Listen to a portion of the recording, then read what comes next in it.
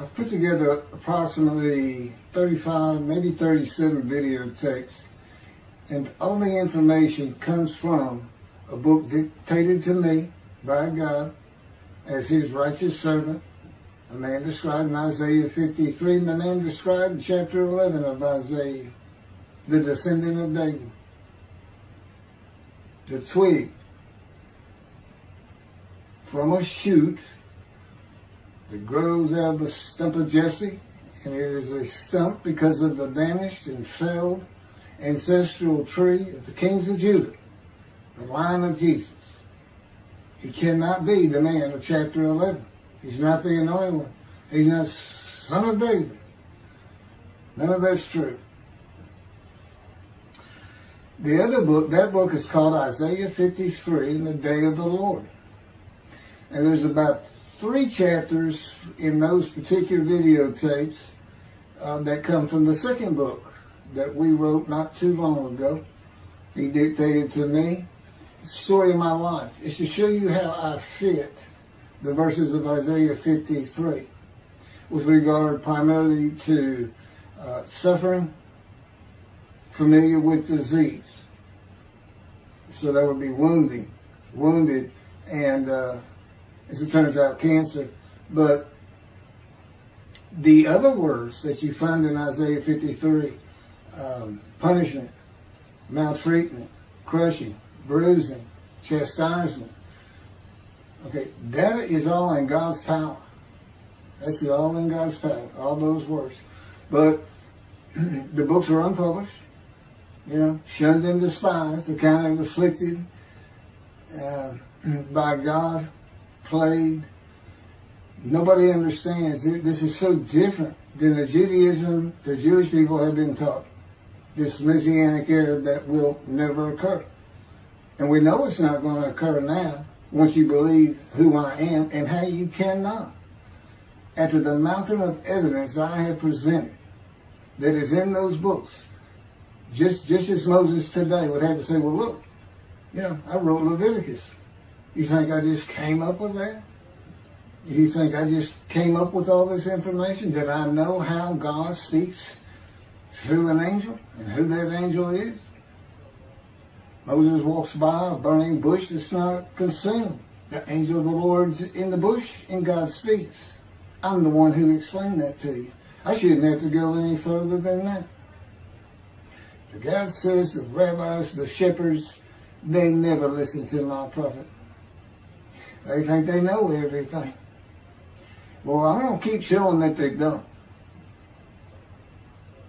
This is primarily for the people who listen to them and not them. I don't expect them to ever respond.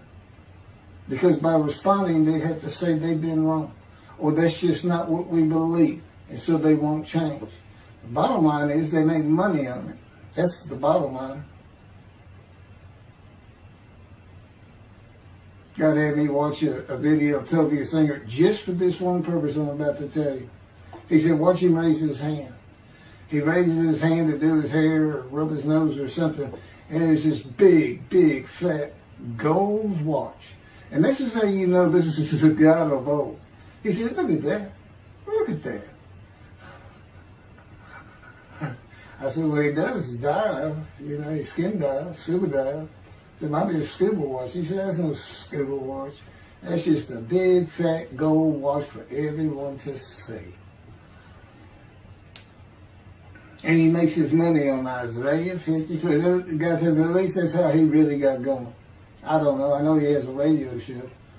But remember, I'm in the fire of refinement. Everything God does with me is to draw emotions, because I'm going to be emotionless once I get to Israel, for the most part. He'll let me feel what he wants me to feel. But and nobody can get under my skin. You can't bother me. Even if I seem like I'm mad, it doesn't carry over to my insides. And I don't think about it any more than while I'm, as they would say today, on a rant, getting on somebody. But I bring his reckoning. I laugh. I tell him, you know what I am, don't you, God? He said, I know you're a lot, man. I said, no, I'm the reckoning, and I am the wrath. That's what I am. He laughed. Holy Spirit laughed. That's what, yeah. I said, you know, righteous servant, David the shepherd, Elijah, prophet like Moses. You know, I like wrath. What's his name? Wrath. What does he do? He brings a reckoning. But anyway, I'm going to go through these early years of mine before God spoke to me. It's chapters 1 through 6. Chapter 7 is God speaks to an atheist, and I've already videotaped that. Walking with God, and something on visions and visuals. So the first chapter, this is what he told me to write down birth and tragedy. I was born in Bryan, College Station, Texas on February. It's just in from the Holy Spirit, yes. Like you couldn't ask me before I started. Yes. Oh, this is only for the people who come to believe in me. I don't expect anybody who's been viewing these materials, and you know, nobody's really subscribing, a handful, to be believed. Again, I can't imagine. I don't know what you people want. I don't know who you think's going to come to do something different. How are you going to know who David is? I mean, according to Judaism, there is no description of him. How are you going to know who he is? All this being presented, and I know Jewish people have seen it, only 60% of the views are coming from the United States. Now, I don't know that means 40% is coming from Israel. Probably not. You got Canada that's be a big follower on my WordPress site. And really just all the countries of the world at one time or another have looked at some of this information as I wrote my blog, and the blogs became chapters. But I'm assuming some Jews have heard of what some man is saying he is Moshiach, and they're watching. Well, this is for those who come to believe, the people who want to be the witnesses, the many made righteous. By my knowledge, by the things I can tell you that God would have me say to you. So, you know, this might be bored to tears with others, but it does show suffering, pain, and emotional pain, my background, and just who I am. Not just some kook out here. You know, people say, well, he's hearing voices. Listen, as a lawyer, and I even did criminal law, I've seen some of these people who hear voices. I promise you, you know that's a person who should be hearing voices when you just see them and watch them for a couple of minutes. It's not me. Excuse me. Okay, I was born in Bryan, College Station, Texas on February 21st, 1957. And that's interesting because that's the year the first satellite went up. Russia sent up Sputnik, which was really 3 different satellites, and altogether they were called Sputnik. That is considered the dawning of the age of the internet. Now, I've asked God, how did you select me? How did I be blessed with this and learning all these things with this crazy life that I've had? And but he won't answer me. He's gone poker. This poker guy, he's not going to talk. He's not going to change expressions or anything, or me getting an impression that he is. And so I tried to come up with it on my own, and that is where I started. I said, because I know how important the internet is for this. It's the only way to get things worldwide in, and all the teachings that have come through it. I didn't know, you know, I'm 63. I'm not like the young people who can just text messages without looking at, looking at the phone and all that. But he's taught me everything. He taught me how to set up Facebook, Twitter, you name it. He would just say, go to your computer, do this, do that. Commanded and directed to become very good at the computer and, of course, word processing.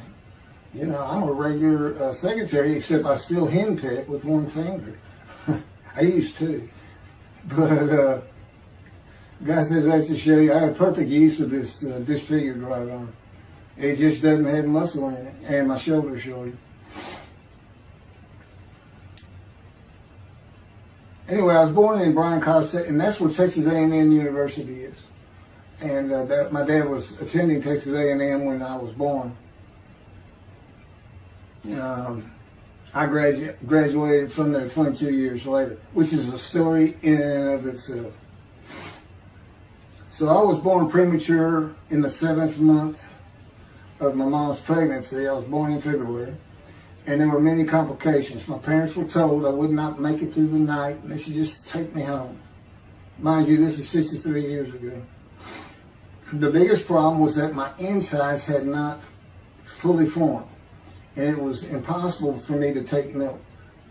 Mammy, my great-grandmother, told my parents, boil rice. Feed him the rice water. It's got all kinds of nutrients and minerals in it. Dad says he threw out a mountain of rice those first few months. And it would not be my last encounter with death. So my dad graduated and we moved to Metairie, Louisiana. And his first job is an oil and gas geologist. He looks for oil and tries to sell deals to people who can raise money to drill. He gets money up front and a percentage of production once they get their money back. That's what he's done his whole life.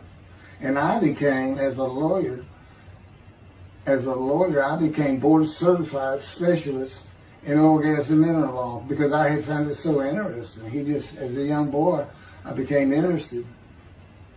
But he rarely had time for us. The other part, I said, okay, well, I was born when the dawning of the internet, so he's got a selection process for 57. And I come from a dysfunctional family. Lots of drinkers, lots of fighters. And on my mom, her grandfather committed suicide. It's tragedy. Earth and tragedy. In the Great Depression, he lost everything. He owned land in what is now downtown Dallas. But then when she was about 4 or 5, her mother went down to the market square in Crockett, Texas, small East Texas town. Everybody has their courthouse in the center of town, and there's streets on either side with stores. She went to the hardware store and purchased rat poison. She hadn't gotten hardly out the door when she opened it and took it herself. Died right there on Main Street in the middle of the day in a little small town.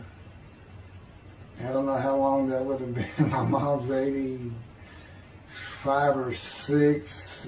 She was 4 or 5, almost 80 years ago. So I'm sure it was quite an event. And her dad took her and her sister's about 2 years older, to Metairie, and not Metairie, to someplace in Louisiana. But could have been Baton Rouge. And her father became a elevator operator. And you can still find this in Houston when I was at law school. I went to law school downtown Houston, but South Texas College of Law. And at the courthouse, they would have somebody sitting in there on a little stool and with a lever and take you up or down, take everybody up or down. With all the lawyers coming in for the court cases, it was packed. I'm sure they've done away with it by now. But that's what he did. And they found him one day or night. He had taken out a pistol, he shot himself in the head and killed himself. So now she had suicides on both sides of the family. And her father's brother took the 2 girls in. He actually adopted them. And when she was about 10 or so, I believe, she's with him out in some shack in East Texas. And, there's not even phone in this place.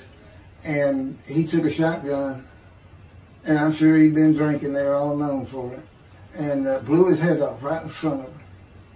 I mean, that's all the circumstances I know about it. It doesn't sound like a good scene at all, but it scarred her for life. Okay, we've been taking care of her from the get-go. My father amazes me to no end. What he has done to care for her. See, they knew that was his sweetheart. Eventually, now at 10 years old, that's who he married. And they're both from Crockett, Texas. Small town people. I still take care of them. They've taken care of me for 10 years. Got took me from society. He made me quit law. terminate my law license in Hawaii and Texas, and took me into poverty. I've been in poverty for 13 years until I just now filed for Social Security early. But I give them more than 90% of it to make up for everything they've given me for 13 years.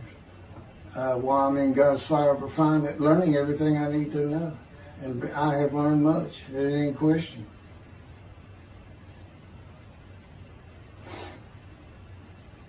So anyway, there's 3 suicides. There's 4 suicides right there. So it's a family of tragedy. You know, it's not a tragedy of losing your entire family in the Holocaust and you're the only one left. It's not like that. Because God says, I just got things as close as I could. He says, I touched you in the womb to disfigure you, really for just one reason. Well, 2 reasons. One, it makes you identifiable. But it was so people would pick on you. I wanted people picking on you because that's what happens to young Jewish boys. Just for being Jewish, just for having a disfigurement. People will pick on you. I told him since, I don't even really recall many people saying anything to me. He said, that's because you look like you crawl all over them. They did. And I did. I was always just say something, anything. It's just the way I was just angry inside. And God's taken all that away. But I can still go on a good rant. But, and then my mother in the 60s, young people may not know this, but that's when, you know, the Woodstock and marijuana, LSD, everything started getting big. And at the same time, doctors were just handing out pills left and right. Valiums, painkillers, Percocets, you know, just asking for it. They were writing scripts. And I know today they put a lockdown on that, but she got heavy into it and drunk all the time. I'd have to come home from school and stay with her, and she became such a different animal, a different person when she drank. She became a little girl, you know, and having your mom act like that and slobbering, and, you know, going there to be Valium dripping out of her mouth with a bottle of booze by her. So it was an ugly scene. And so I came from a dysfunctional family, so I think God wanted that. And He's there with me from my first year to make sure that I live a life of suffering. He orchestrated many of my wounds. And He's taken me back in vision to see these things. And His visions, one thing you don't pick up in the Bible, when I say Bible, I'm talking about the Jewish Bible, the Hebrew Bible, that's not, unless I say otherwise. Which is like when God says, my peoples. If He just says my peoples, He's talking about the Jewish people, the chosen. I mean, He may say the peoples of Moab, or just by the context, you know, He's referring to another group. But that comes up all the time. So to add to that, she tried to kill herself a few times. And when I was 10, my dad was at a Texas A&M game in Dallas. And I know it was 1967, so I was 10 years old. Because I'm very familiar with that particular game. It was against Bear Bryant and Alabama Crimson Tide. And he had coached at Texas A&M. So as you can tell, me and my dad are big Aggie fans and football fans. But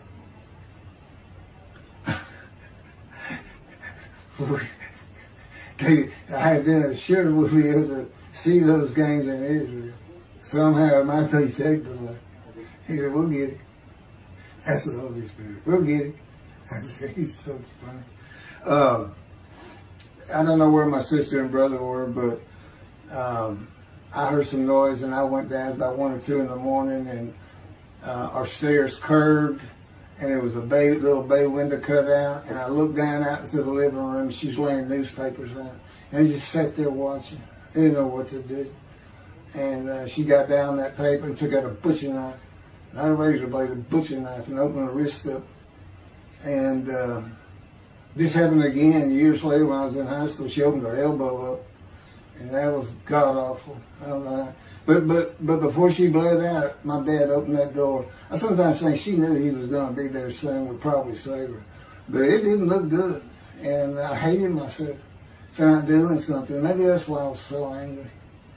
Anyway, because I didn't do anything, I just sat there. I couldn't move. I don't know. I don't even know what I was really thinking, really. But I can't. What it did is it told me how much her uncle blowing his head off must have done to her. That must have really hit you. I had nightmares my whole life, but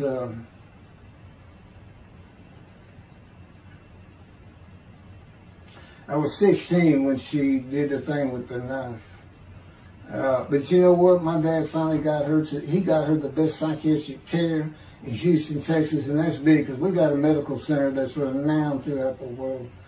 And they put me back together many a time. And she never did that again. And the amazing thing is how different she is in her very advanced old age. I mean, it's like she was never that person of the 60s and the 70s and the 80s. I don't know how my dad survived it. I'd have never stayed. I'd have taken the kids and said, try to find us. But he's not like that. I've never seen two people who love each other so much. It's crazy.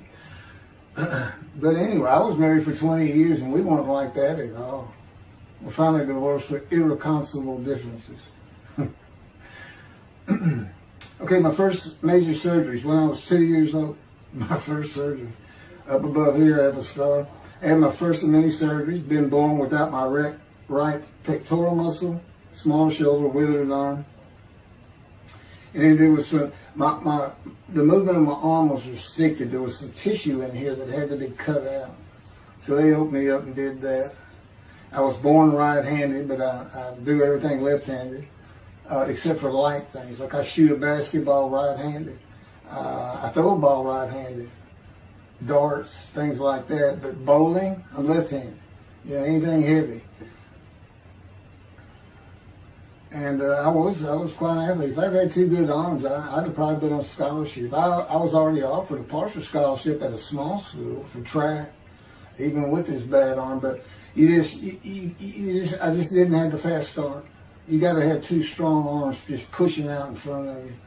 But I was some kind of quick and fast. So,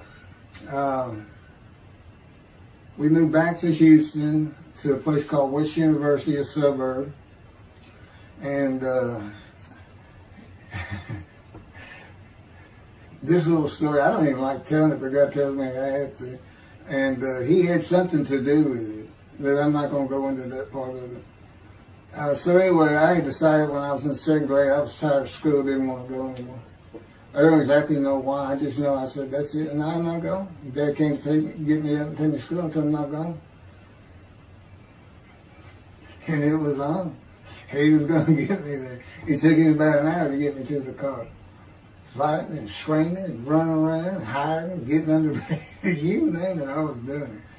And anyway, he finally gets me to the school, but he's too tired. He wasn't even going to try to get me out of the car by himself. So he get out, and he goes and gets the principal. Now, my dad's about 6'2", but he's real slim. And but he comes out with his principal, who's taller than he is, and he's a hefty guy. He's burly. Anyway, so they come, they said, get out of the car. I said, I'm not getting out of the car. I'd already locked the doors. Only the two front doors locked, and it was those locks that you pull up and push down. So my dad used the key, and he opened up, he popped that lock up, and I slammed it back down. Said, I'm not going to school, I told you. He throws the key, they started throwing the keys at one another over the roof. The principal was trying the same thing, and I'm slamming his door, I'm leaping across the car. Man, I don't know how long I went, but they finally, 5 minutes maybe, seemed like an eternity. I was terrorized, that's the way I look at it. Anyway, the principal got it open, and I saw that door open, and I got back on the far other side of the, by the steering wheel with my back against that door. And I curled up like a ball, had my knees on my chest, and he reached in to get me, and I unleashed on him, kicking him in the face with everything I had. He broke his glasses, and his orbital bone got shattered. So, That wasn't my first principal either. There's another one. So, but anyway, so they carried me in, and it was very embarrassing. I was crying. But again, funny thing, nobody, because I stayed with this same group for 9 years, going to Western University and the junior high there that you go to. Nobody ever said anything to me about it. And I knew some of those kids that were in that class.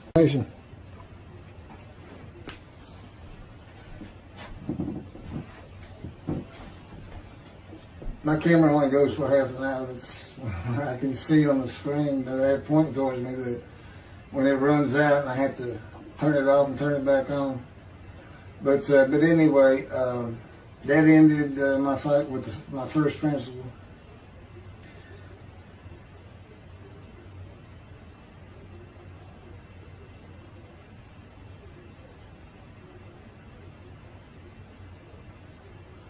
Yeah, here it is right here. I just got to have me put these together. In the 10th grade, the principal of the school told me to cut my hair. You know, I had long, blonde, wavy hair, well past my shoulders. Again, this was, I graduated high school in '76, and this has been junior high, so it's in the early '70s, but it felt like the '60s still. And I kept in a ponytail. It was neat. It was a school-wide policy. I think I was one of the last people to cut his hair. I was hiding all the time. I was always on the alert for the teachers that would turn you in. But I went and got it cut. I told the barber right at my collar. Sat there in the chair, cut it right at my collar as I was instructed to do. And then I was commanded to return to the principal's office. And so I presented myself to him. I sat down in the chair in his office, and he gets up, walks behind me, and grabbed me by my hair, back of my head, and jerked my head back fast. And said, "It's still over your collar." Now, I don't know if I did a backflip out of that thing. I can't really recall. But what I do recall is it took 3 people to get me off of him. And I was permanently expelled from school, which ended up me leaving home. It wasn't a runaway. I'm just out of here. I'm tired of everything and everybody. I ain't going to school ever again. Hate school, always there. That was me. And they had to pull me off of him.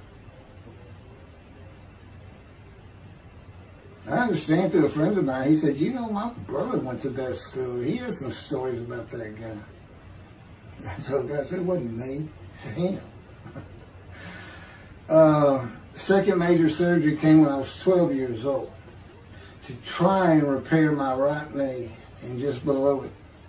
I was running full speed in a field. High grass and weeds with a family dog.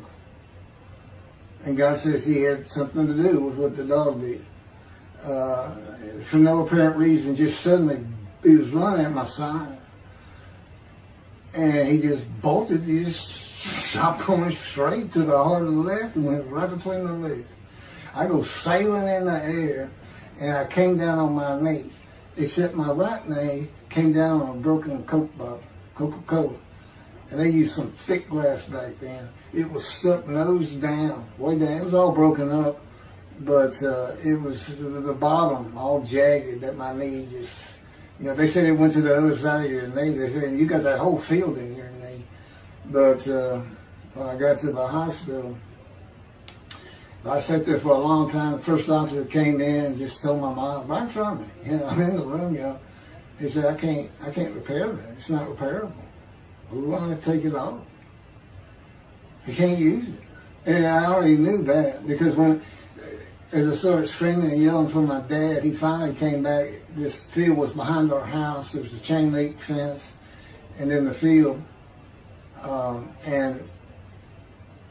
dad finally heard me. He got over. He saw the blood, and so all of a sudden he's scared to death. I'm going into shock, and he got me to put my arm around his neck, and he said, "Can you walk on it?" And I tried, and it just collapsed. It was useless. It was awful. And then I had to climb over that fence, and my mom was going crazy and screaming and crying. And he had to go take care of her. I'm sitting in his bathroom with my leg all opened up, and I'm just getting sicker and sicker, nauseated, scared. I was a cripple. And but anyway, they get me down to the hospital. And this, like I said, the first doctors were just like, we don't know what to do. And just right then, and God says he knew he was going to be there. This doctor walks by, and my mom recognizes me. And she goes, Dr. Kane. And she runs out the door. Well, this is Dr. Kane. Her mammy that I mentioned earlier, in her old age, very old, maybe been in her 90s, I don't know, late 80s, but living with her sister, broke her hip. And this doctor repaired it. This is a long time ago, people. Repaired it, and she actually walked again with a walker. I remember. But that's who this doctor was. And she said, my son, they're going to take his leg off. You've got to come look at it. And this Dr. Kane actually became the medical doctor for the Houston Oilers. He repaired many in me before and after me. I guess that's what he specialized in. But he was there at the hospital just to do rounds. He wasn't dressed for surgery or anything. But he came in that room, and I mean, he was livid when he looked at my knee and knew how I'd been there for like 5 hours at this time. And he just started barking orders about getting me prepped for surgery, and he takes off to go get prepped. And they literally ran me down to surgery in a gurney. I mean, they were trying. This kind of fear he put in everybody. Anyway, I was in the hospital for weeks, and I woke up with my leg. I was glad of that. But I had a cast from my hip to my ankle. And he told me, when I finally was being released, he said, if you put any weight on that leg, you'll never walk again. So, I can't remember, 6 weeks. I don't know how long it was that I had that cast on. It wasn't my first cast, it wasn't my last. Or maybe it was my first, but it wasn't my last. That's another story. We're not getting very far. There's 6 chapters. I'm barely getting through the first one. But what I'll do is I'll just do 6, just like I did with Isaiah 53. I did 6 or 7 videos, 7 I think. But then I joined them all together and put it as one video, the definitive commentary of Isaiah 53, which comes straight from God, by the way. I mean, you can contest what I'm saying all you want, but it makes perfect sense. For the first time, Isaiah 53 is explained. Now, how did I become the smartest religious Jew in the world who can see that? And what the wounding and the punishment, everything's about, and how it's really, in some ways, a snare for the Gentiles for the day of the Lord. Because he knows he can take me and just decimate any argument they want to put forth. You know, in particular, I'm blemished. I'm the Antichrist. In that I am exact opposite of Jesus Christ. Okay? He's so smart, he was teaching synagogue at 12. Supposedly he was a perfect, beautiful man. I'm disfigured. You know, I'm not bad looking, but I'm not, I'm not Brad Pitt or anything. Anyway, and sinner, I wasn't a habitual sinner. I was a good person. I was good to other people. I was very compassionate. I said there was already a lot of humble in me. I didn't laud myself and the things I could do over others. Like being the fastest guy on top 5 at school and the fastest in the neighborhood. I didn't brag on myself. But as he took me back through my life, and informed me when things were sin, it just seems like I touched on all of it. And if murder in your heart is actually committing that sin, as the Christians say, I don't really go with that, but then there's really not much I've missed. So I'm a sinner. And, all Jesus can say is, well, I'm a sinner too. I'm lying. All you got to do is read the scripture in the Gospels. You see where I'm lying. That's easy. And I came from the banished line. I thought I was the man of Isaiah 53. I thought I was going to be exposed to death, but given long life. This is what he would tell you if he was here. He said, but you know what happened? They crucified me. And on the cross, I realized I'm not that man. This isn't exposure to death. This looks like a sure thing. Father, Father, Father, why have you forsaken me? That's Jesus Christ saying, I'm not the man of Isaiah 53, and I just figured it out. That's what that is. I ask God sometimes, you sure you didn't have that written? Why on earth would they write that down? They forget about it. We need to forsaken me. That's what it's about, Christians. They got their way. They can explain that being counted a sinner means he got crucified with the sinner beside him being crucified on each side, left and right. So there's three of them, so he's counted a sinner. Okay.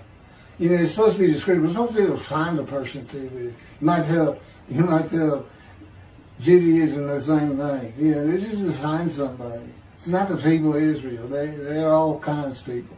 Now, we're looking for a guy, so God can have a Moses. Why? We have a new covenant. Why? It's the day of the Lord. Why? Jeremiah says so. That's why. It's so easy. The lamb blooms again.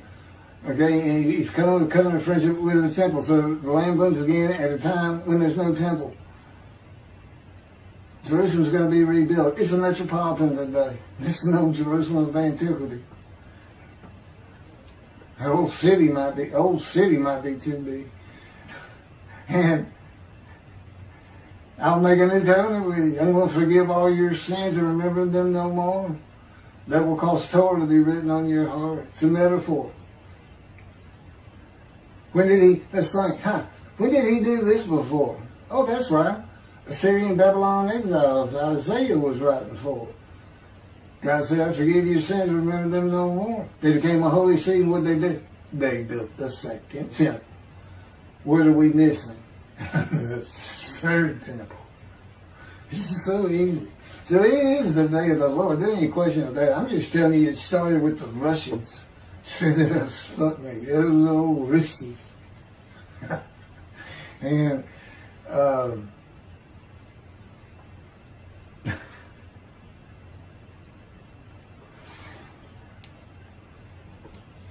and he's bringing the covenant, but he's got to have a Moses. He said him send a prophet like Moses. So he's saying it's Joshua. No, it's not. God needs him today, the day of the Lord. And guess what? He gives us a description of him. He knows this is a time of secularism, reliance on science and medicine and doctors. And you got so many more people who the only book out there is not the Hebrew Bible. There's a lot more books than that. You know, there's all kinds of distractions, television, cell phones, computers. You know, back then, you know, you just sat around and said, what do you think God's done? I don't know. Wish he'd send some rain. You know, it's just, I said it's easier to get them back then. But here it is. It's here. And God said, you see why I put shun and despise in there? Because for a while I said, God, you know, this is before we really got the books done and everything. I said, I'm just sitting in a room. I can't really tell anybody shun and despise me. Counting me plagued, afflicted, and by God, everything else. He said, well, how you feel now that we've been putting all this on the internet? I said, I feel shunned and despised. Yeah. I can tell they know. There's no question this hasn't gotten back to those two. I said, you keep attacking them like this and I'll be certainly sure, just in case I'm wrong. But, because he won't actually tell me, he won't tell me anything, this is a rule of thumb, he won't tell me anything that I cannot find out or become knowledgeable on or informed on of my own, which means about nothing because we're in a room all the time. The adjunct of the Holy of Holies is what I call it. I live in the Holy. I'm like the priest who can, the only person who could go into the Holy of Holies was the high priest.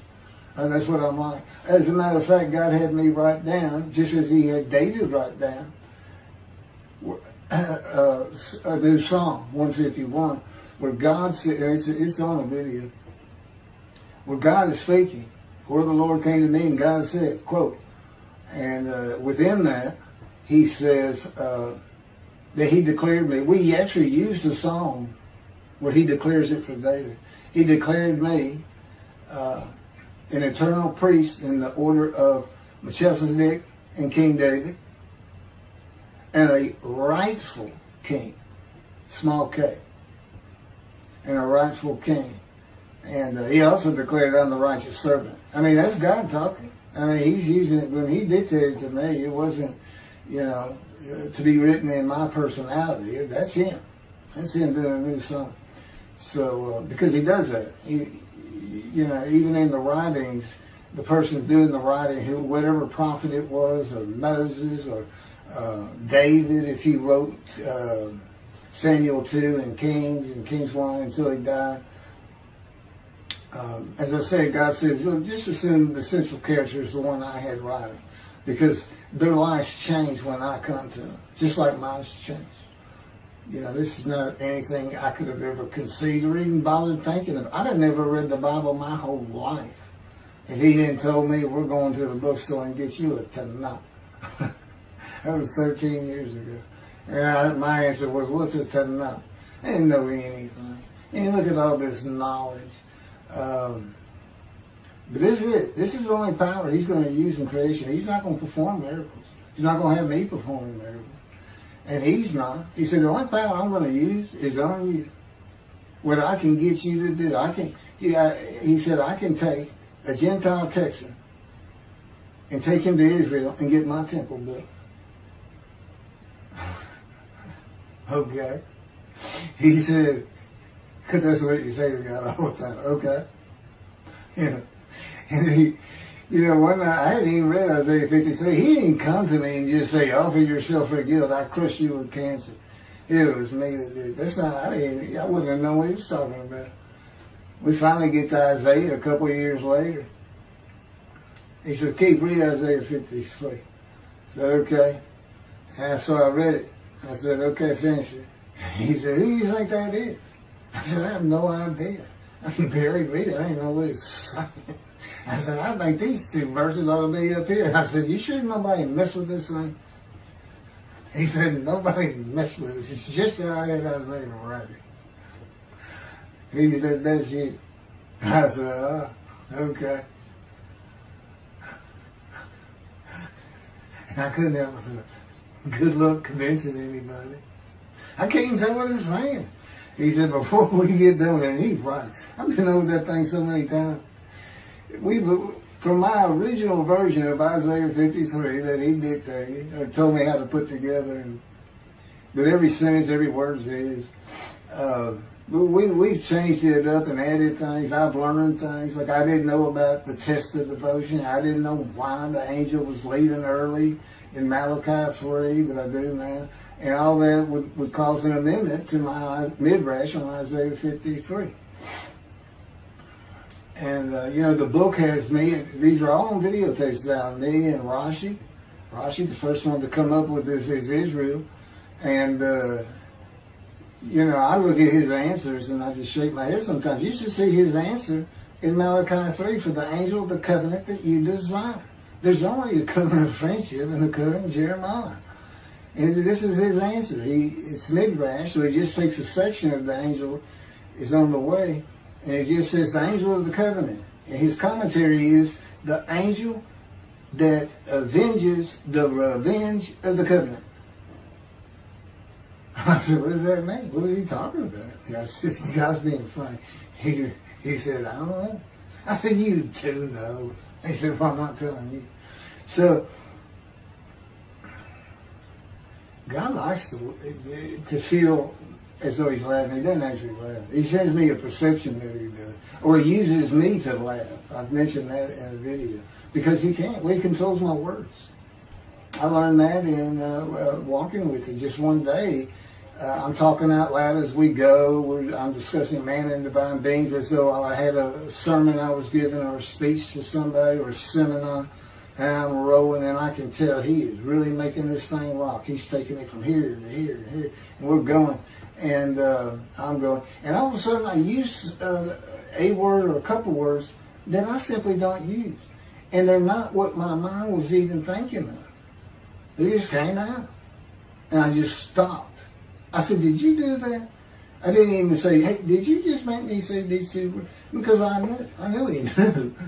I said, did you do that? He said, I did. He was almost indignant. I did. I said, okay. Anyway, that's where it all started. Now I know. Okay, guess who that is? That's the Holy Spirit. Using me. He doesn't sound like that. But he'll use words like that. Said he's getting bored.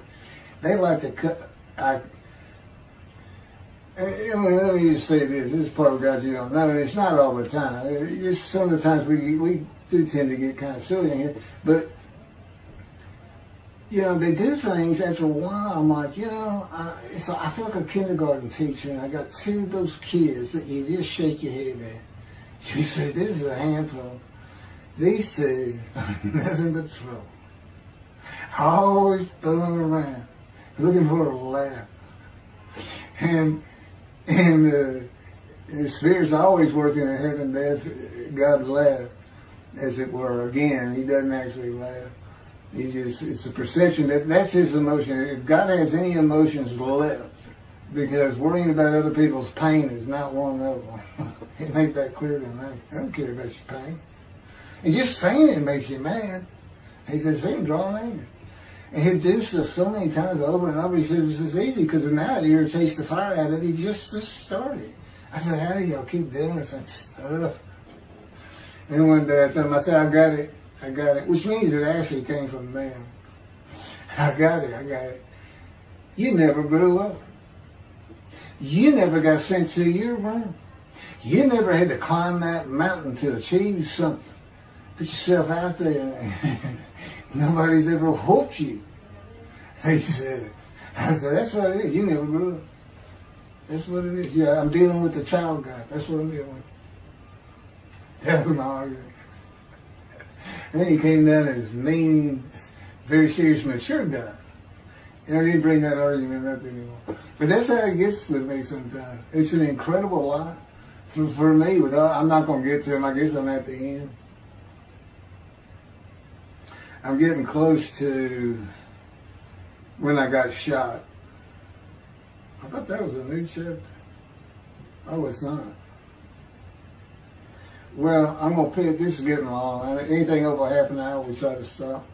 Now, my Isaiah 53 is 5 hours. But, yeah, you don't have to watch it all at one time, of course. He doesn't hardly let me watch it. Yeah, I don't even watch them before they get posted. He said, no, you watch it later. Because it comes on my TV that he got me. And I didn't know at the time it was going to be, you know, that he was serious about doing videos. And I certainly didn't know about making it a backdrop. He decides everything. You know, he tells me when to eat, when to get up. I don't sleep hardly at all, 2 or 3 hours a night, and sometimes less, and take a half hour nap sometimes. But I found out I feel fresh. You know, I don't need that much sleep. He said, well, you're not really doing anything. Why do you need a lot of sleep? And see, that used to make me mad. Now I just laugh at it. Thank you very much for listening. I'll pick this back up on another video, and eventually I'll put these first 6 chapters, just like I did Isaiah 53, because it's a book that he dictated to me. I can't get it published. I'm going to put it on YouTube. That's why I'm reading it. And as I said, if you don't want to listen to it, don't listen to it. But the information that's in these books and in those videos is, that's my proof. And quite frankly, God says, if that's not enough for them, well, that's just too bad. Utter destruction is what they end up getting. They better learn how to listen to the prophet. See, it's no different than the people back then. You'll say, well, why didn't they listen to Isaiah? Or why didn't they listen to Ezekiel? Why didn't they? They laughed at Ezekiel. That's what Rashi says in his commentary. I didn't know it was laughing at him, but they just ignored him. Yeah, everybody thinks they know it. But in any event, I do know there's one chapter we haven't put in there, and that is recognizing a prophet in the Talmud. It says Moses vouched for Joshua, so he didn't have to be tested. Now, the problem with all that is, and I think why God hadn't had to put it on video, is that they're looking for a seer, somebody who can see the future. But see, that's antiquity. I mean, that's not what you're looking for today. Moses wasn't a seer. And none of the prophets were seers. They just wrote down what God told them to write down. God's the prophet. Is the one making prophecy. And what he does, he doesn't actually just, quote, see the future. He walks it through. He says, okay, right here is when they're going to send up a satellite. This is where humanity will be at that time. He can walk it through in his mind. As I mentioned, his eyes, he doesn't have them. It's just his absolute knowledge of all things. He can form a picture of this room. Me, it's in here. He knows every atom of my body. And it's like he does a vision for himself, a visualization. That's what I call when they put pictures in my mind. He says, and he puts it into the spirit's mind. And they're both within me. You know, the big cloud that just came down. If you're sitting in a room with me, it envelops you. But it engulfs me, it goes through me. My little spirit cloud becomes part of the big cloud. That's why God is in his spirit. Here's the elements of spirit, here's the elements of God's presence, his mind. Two clouds, they just come together, they can be together. Okay, but God's still one. He created the other cloud. And then in this room, filled with them, my little spirit is like a little cloud that just came in and part of it. That's who I am. That's a man in divine beings. Okay? No, it's like nobody's really expecting it. Well, maybe it's because you didn't know these things. And now they want, I get the feeling, shunned. Shunned means I'm not looking at that. It's not like a kook. We by faith, by the fundamental principles of Rambam the Talmud, from his diagnosis of the Talmud. Why don't you do your own? Why don't you throw the Talmud out and learn some new stuff? Why don't you get out of antiquity? Every religion has an end times like that. Every religion ends up with utopia for its people. Everybody. Well, don't be like everybody. You're the Jews. Throw it out. Let's get practical. Let's have God in our midst again, in a man like he was in Moses. Let's point at him and tell the Christians that is the man of Isaiah 53. Here's what it's about. God says he's coming back. He told us we're not waiting on him like you. He said when he was coming back, he false prophesied 5 times. He ain't coming back. He wasn't who he thought he was. He told us on the cross. I'm not the man of Isaiah 53. He tells us. Well, that's what he doing. Father, why'd you forsake me? I'm about to die. What do you think he's talking about? What do you think he's thinking about? He's not supposed to die. He thinks he's the man of Isaiah 53. So do they. It's just mind-boggling because I'm the man. And there's nothing about me that says Jesus Christ. Nothing. You should hear me cuss God. I've cussed him trying to die. I begged for death 1,000 times. He said, it's not been 1,000 times. I said, it's been hundreds. He said, well, that's true. You have cursed me more than any man in the history of mankind. And he said, and you did it face to face. And I said, you shouldn't make me so mad. He laughed, y'all. He laughed. When I'm cussing him, he makes him laugh. And oh, you're kidding, that story? He gave me his perspective. This is what he did. He said, Keith, imagine you created ants. And ants are living beings. In other words, they can think and they have emotion. Okay, you get a great big ant farm over here in your room. Okay, you decide you're going to get one ant to get all the other ants to do stuff. But you got to get him ready. And you get him ready the way I'm getting you ready. Now, he's mad at you. Right? I said, yes. Yes. And he said, now, imagine, I'm always laying in this bed. I got a big table. It's got a microwave on. I put my computer on. I got a big fan I like to have on. And he said, look over at that table. Now, imagine that ant got loose. And he is crawled up. And he is standing on the corner of that table. And he is giving you the what for in ant language. I mean, he's going. And he's turning around and shaking his butt at you. And he's cussing. And all this. And all you got to do is go, bump. And he's gone. I said, that's funny. And it is. And that's how he, that's what it does to him with me. The spirit will rile me up. I call him a troublemaker, troubler. He's so funny. But God's so humorous. There's a difference in their humor. Okay, that wraps up. I'm told that does wrap it up. I'm going to pick up a gunshot. I guess it was worse than the accident to my knee. They ended up opening me up from between my breast and my pelvic bone, and now it's been 3 times.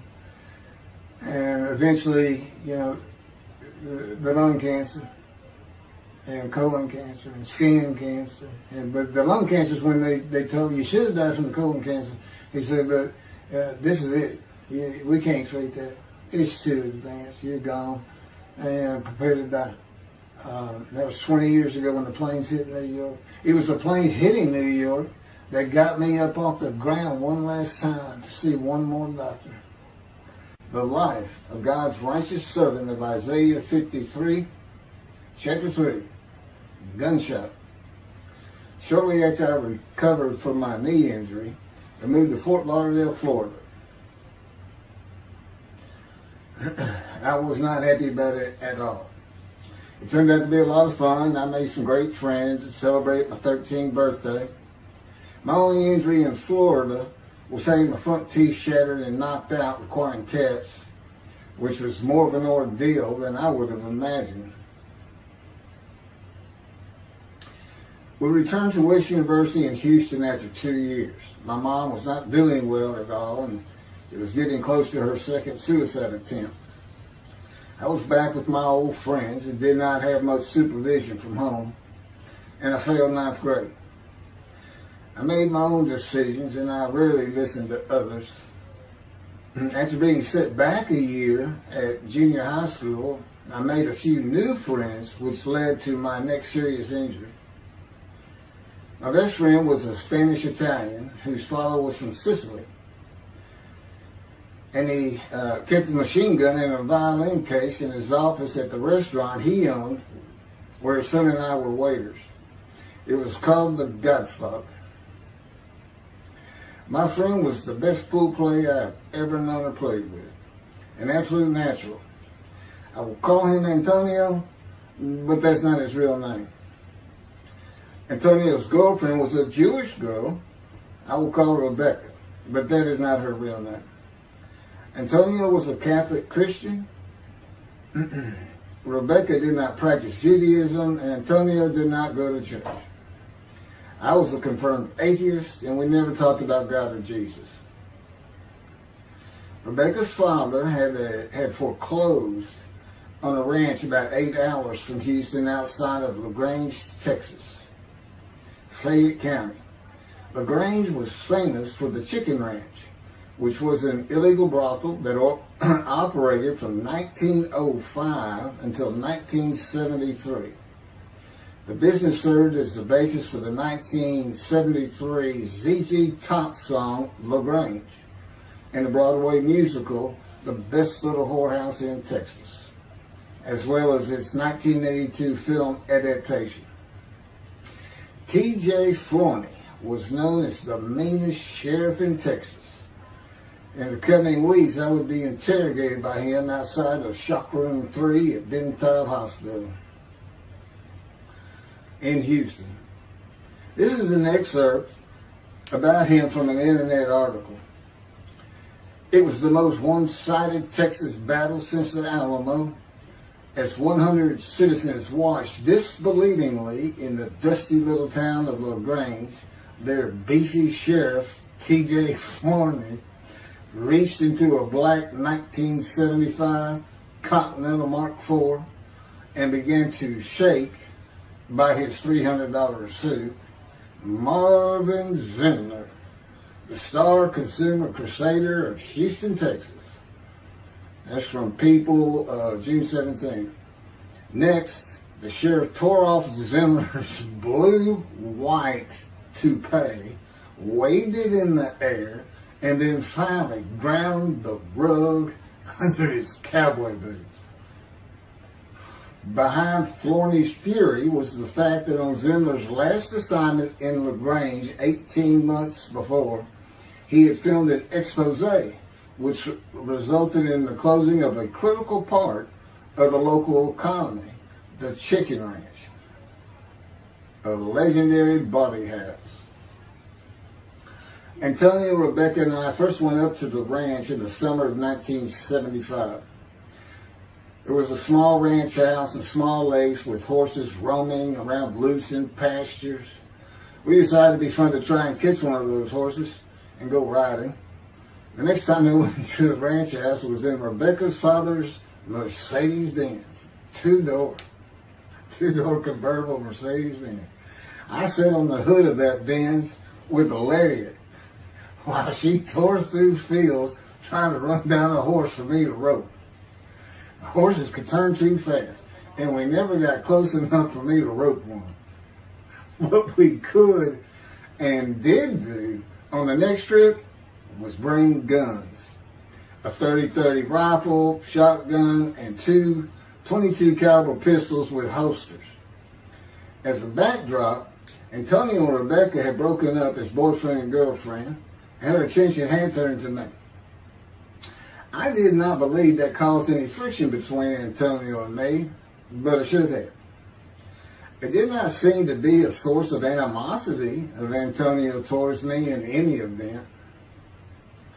On October 5, 1975, we were all back at the ranch having a great time. Tony and I were shooting at cans with our pistols and practicing a quick draw from the holsters. We were standing shoulder to shoulder, about 3 feet apart, and he was a little forward of me. Rebecca came up behind us, between us, and said she wanted to shoot. Antonio passed his gun to her, and it fired when it was going by me. The bullet went on a straight line through my bladder, intestines, and colon from the front right and lodged in the back of my left buttock in my backside. I could see the trajectory in my mind. I fell to the ground, and Antonio fell on top of me, rolling me over and over. I think he was looking for an exit of the bullet. I told him to get me to a car and get to a hospital. Felt like Babe Ruth had swung a bat up between my legs. I never once thought of God. On a big ranch, there are several gates for different sections of land and different purposes, usually with chains and a lock. When we got to the first one, I told Antonio, drive through it. I told him to ram it. I knew I was dying, and all I could think of was, you have got to hurry. I didn't panic, but I had never been so afraid and had never felt fear like that again to this day. Sometimes I think I have forgiven Antonio for accidentally shooting me, but I had not and cannot forgive him for stopping at those gates. I'm still mad about it. I was seriously angry at him. We got to the LaGrange Hospital before noon on a Sunday. They had to call the doctor to come in. I asked the nurse for something for pain, and she told me my vital signs were too low.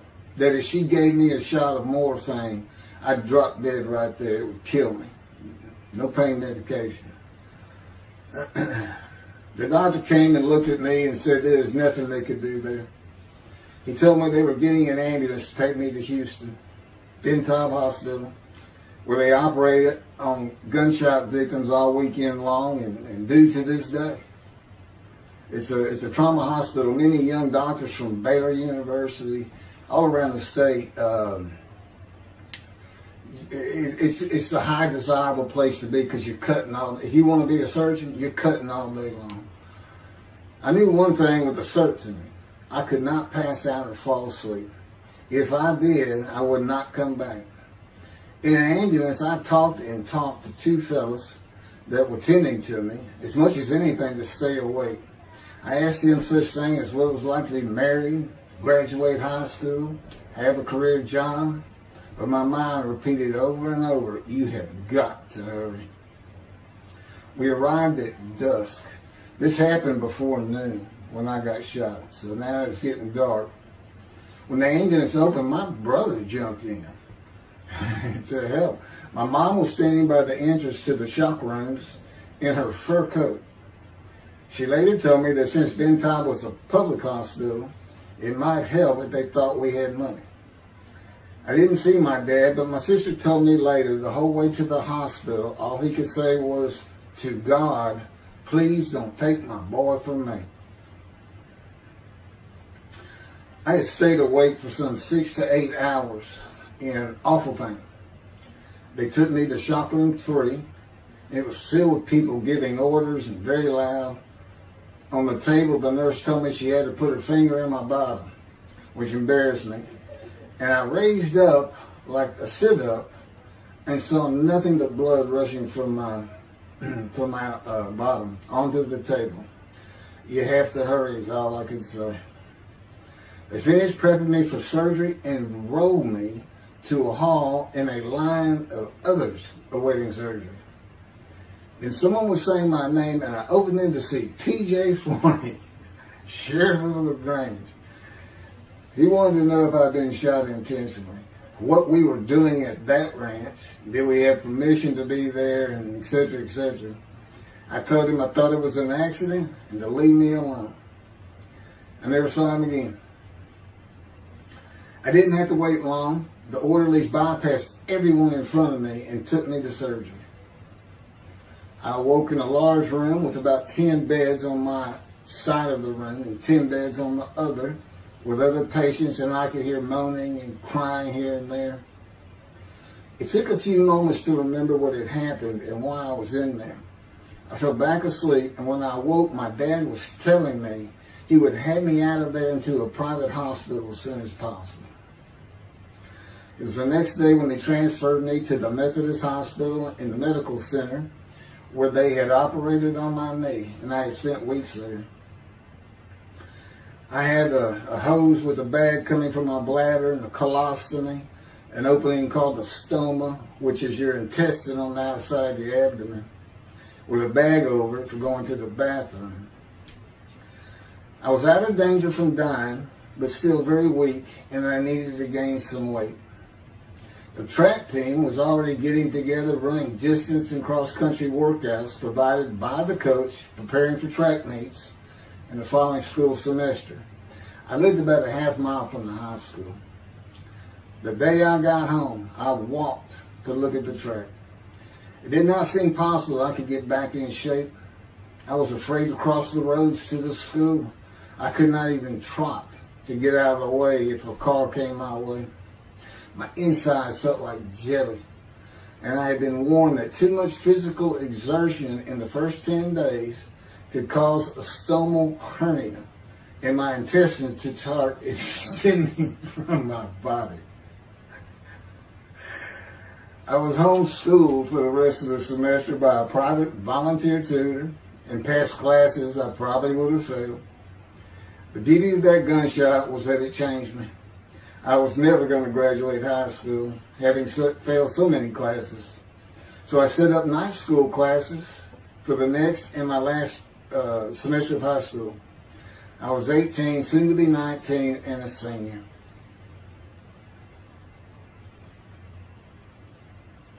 Chapter 4, College and Law School. Before the summer of 1975, one of my best friends on the track team, who threw the discus and shot put in field events and was a senior, told me he wanted to do something big the coming summer before starting college at Louisiana State University, LSU. I was only a junior and I had no plans for the summer. He mentioned this to me, and I began thinking about how long it had been since I had been to Colorado. My father, who had really good years and many so-so years, depending on how the oil and gas industry was doing. And when I was in junior high school, he had sold some prospects that completed a few wells and had purchased a condominium in Pagosa Springs near Durango, Colorado. My friend's name was Keith Miller, and I called him Miller. He had given me the name of Say Babe. At one of our night track meets, I was running the 330-yard low hurdles, and the last turn was behind bleachers where the officials lost sight of us for a few moments. A runner to my left veered out of his lane into mine and took my hurdle, and I had to slow down and go around it, yelling, "Hey man, that's my hurdle." I wasn't happy.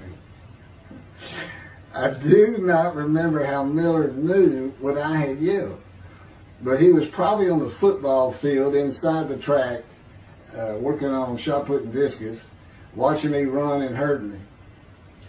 I did not really know him very well at this time, other than he was a popular senior who knew everyone, in stark contrast to me.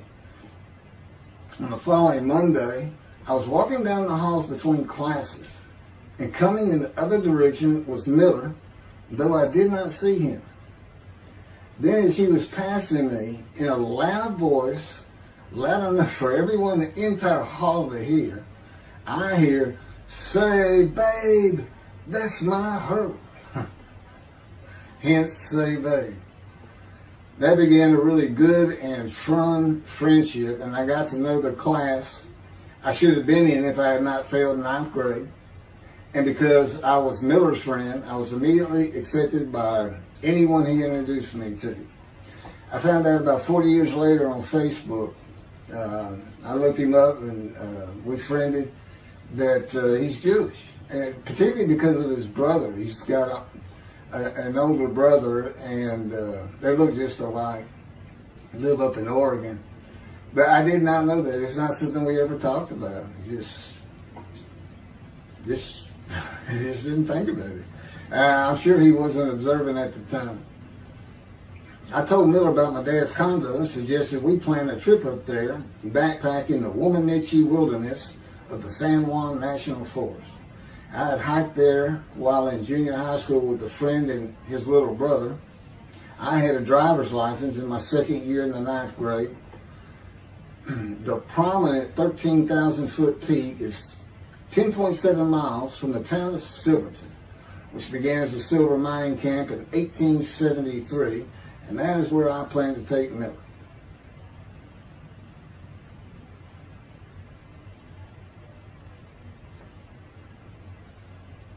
So Miller and I take off. We use his car. As I said, he was getting ready to graduate, and his dad had bought him a Toyota. I can't remember the name right now. My dad's condo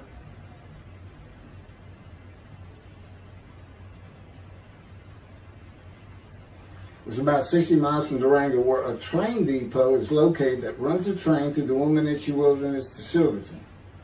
The train is an authentic, narrow-gauge, steam-powered, coal-fired, scenic railroad train ranked one of the top 10 scenic railroads in the world. It's something else. It stops twice in the same places to let off and pick up hikers and backpackers in the Animas Canyon of the Womanichi. At top speed of 18 miles per hour, it takes the train 3.5 hours to travel the 45 miles from Durango to Silverton. Oh, here it is. Miller had a new Toyota Celica. And after a day and late into the night, we made it to Pagosa, slept, and we're at the train station before the first departure the next day. I don't know what the problem was, but the train was not going to run that day.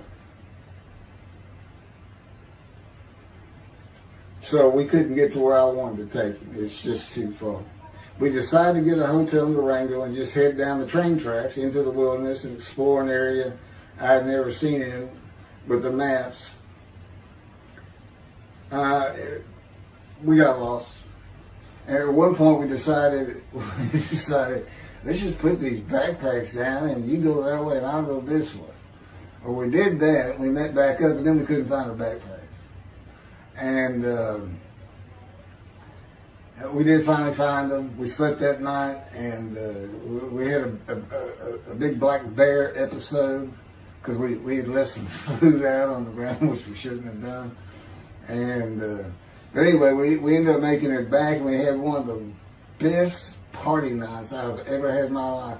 We hit the main street in Durango, which is a tourist hotspot, and we hit every single bar. You could drink at 18 back then. It wasn't 21 as it is today. And we did. We made sure it was like a goal. Okay, let's go to every one of them had at least one drink. Shot of whiskey, Boilermaker, beer, whatever. I can't really recall other than I knew I had been drinking the night before when I woke up. But we did. We hit both sides of the street. I don't know how long it took us and how many drinks we had, but we just had a lot of fun.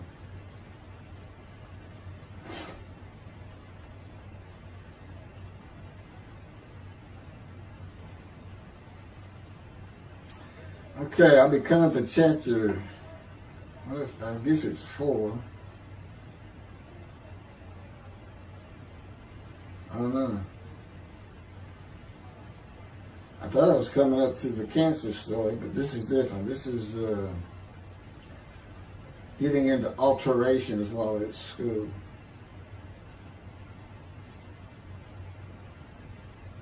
So anyway, I was shot on October 5, 1975, and by early December, so it's October 5, and then in early December, I had surgery again to put my intestines back together, which was, it was dicey. They kept telling me, we don't know if we can reattach. There's people like Bob Hope lived his whole life with one of these stonal deals, and it's just a horrible thing. It was successful. They put it back together, and they removed my bladder tube. The girl next door, who I had never talked to other than to say hey or hello, and who also went to high school with me, had been coming over daily, and she agreed to be my girlfriend when I asked her a few months later. I did my night school and graduated last in my class, or close to it, of over 400 people. In late December, I began running with the track team. Now, I had surgery early December, and I already got out there with them, which was difficult. Pulling 2 tires on the cinder track, there's a rope, 2 tires, and you put a harness around your waist. I had to put mine high up on my shoulder. On the cinder track for a lap and a half, 660 yards with 2-minute intervals, 6 times was the toughest. My speed and quickness were still there, but distance running and my endurance, it took quite a while to come back. In early February, just about 3 months after being shot, I won my first 120-yard high hurdles race at a track meet that was fast enough to qualify at the upcoming district track meet for the regional track meet. Winning at the regionals would place me in the state track meet. I was fast, but my disfigured right arm really held me back. Then my heart was broken, and I cried for the first time since I was a child, best I could remember. My coach, who really liked me, he understood the effort I had put in to get back in shape. Called me to his office, and I knew something was wrong. He told me I could no longer be on the track team. I had too many semesters of school to be eligible according to the eligibility rules. It was because I had failed 9th grade.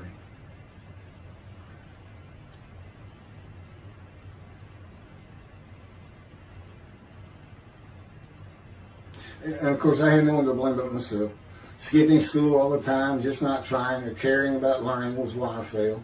I was not lacking in intelligence and common sense, as many people thought of me.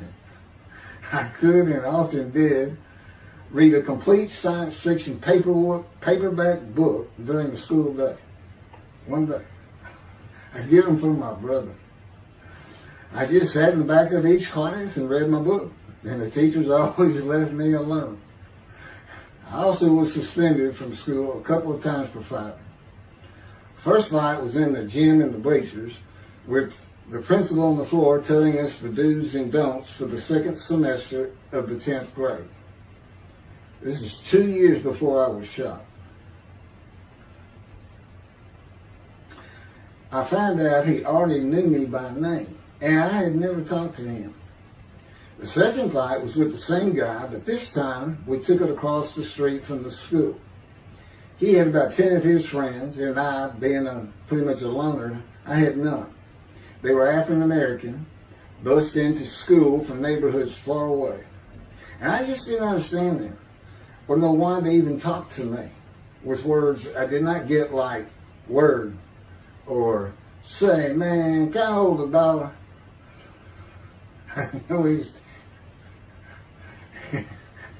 That is what started the fight in the bleachers. I hear from behind me and one stood to my left saying, "Man, can I hold a quarter?" I turned around and just looked at him. And finally said, "I did not have a quarter." Lord was the principal. I undid my ponytail. Mind you, he's sitting right behind me, and I'm well aware of that. And I brushed my long blonde hair and then reached into my pocket for some chapstick for my lips. When I pulled my hand out with the chapstick, turned out I did have a quarter. Then from behind me, I hear saying, "Man, you said you don't have no quarter." To which I replied, turning around, "I don't have a quarter for you." The next part is kind of hazy. But I do know I grabbed him by the front of his shirt and threw him down the bleachers onto the students sitting below me. That is when the principal yelled my name and told me to go to his office. The next day, the guy and his friends were waiting on me when I got to school, and we fought across the street. The principal had told me not to get into any more fights, and this is the fight I got suspended for. I remember being in, after my suspension, being in the men's room smoking a cigarette in a stall, and a group of African Americans came in, and they were talking about the fight. What I remember was hearing, "That white boy went Muhammad Ali on him." My favorite fighter. I even saw the Ali Foreman fight in Kinshasa live in Amsterdam in 1974. And some of my best friends in high school were African Americans, mostly on the track team where we could get to know one another.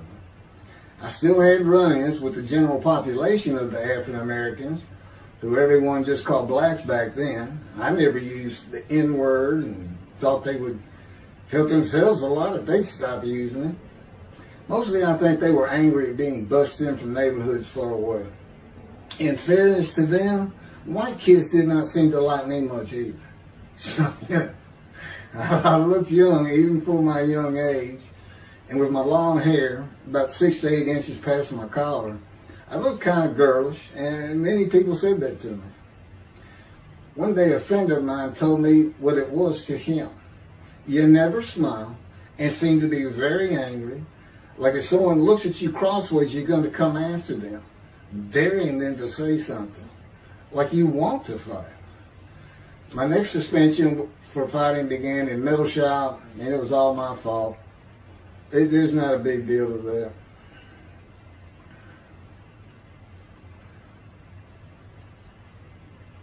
The last fight I was ever in came right before I was gunshot at the ranch.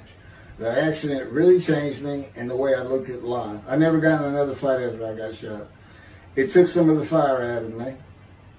My longtime friend from junior high school and I were at Memorial Park at night and walked down a train track that ran through the woods, away from the streets and recreation areas. We went to the center of a long railroad trestle bridge that ran over a bayou to wait for a train to round the corner from either direction on a single track. When a train would round the corner, we had to run and jump off the trestle after clearing the bayou. We were drinking beer. As we were sitting, we started talking about the price of gas that was 44 cents a gallon in 1975.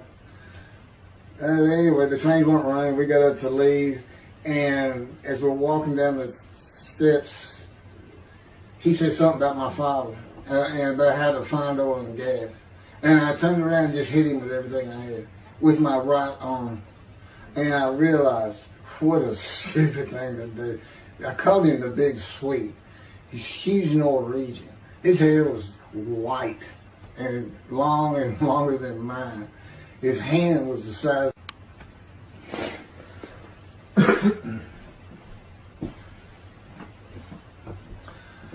And I had nowhere to run. That was the really dumb part of it. I mean, I couldn't move. I couldn't use my quickness. I couldn't box as I had with the fellow across the street. And he just took one big swing. He's very athletic. Coaches all wanted him on the high school team, but he didn't want to. Football team. And but anyway, he hit me just one time. That was the whole fight. It was just two hits. My measly hit with my right arm. I was fast, And I hit him when I wanted to hit him. Well, I say that. I didn't even think about it. But he just about knocked me senseless. I mean, I saw it red. And so anyway, that was it for our friendship. We just, although after I got shot, he and I got back together a little bit. But by that time, I had met Denise next door. And I wasn't going to be going out drinking beer at the trestle anymore. I was going to get serious, and that's when I set up my night classes and everything. The big Swede.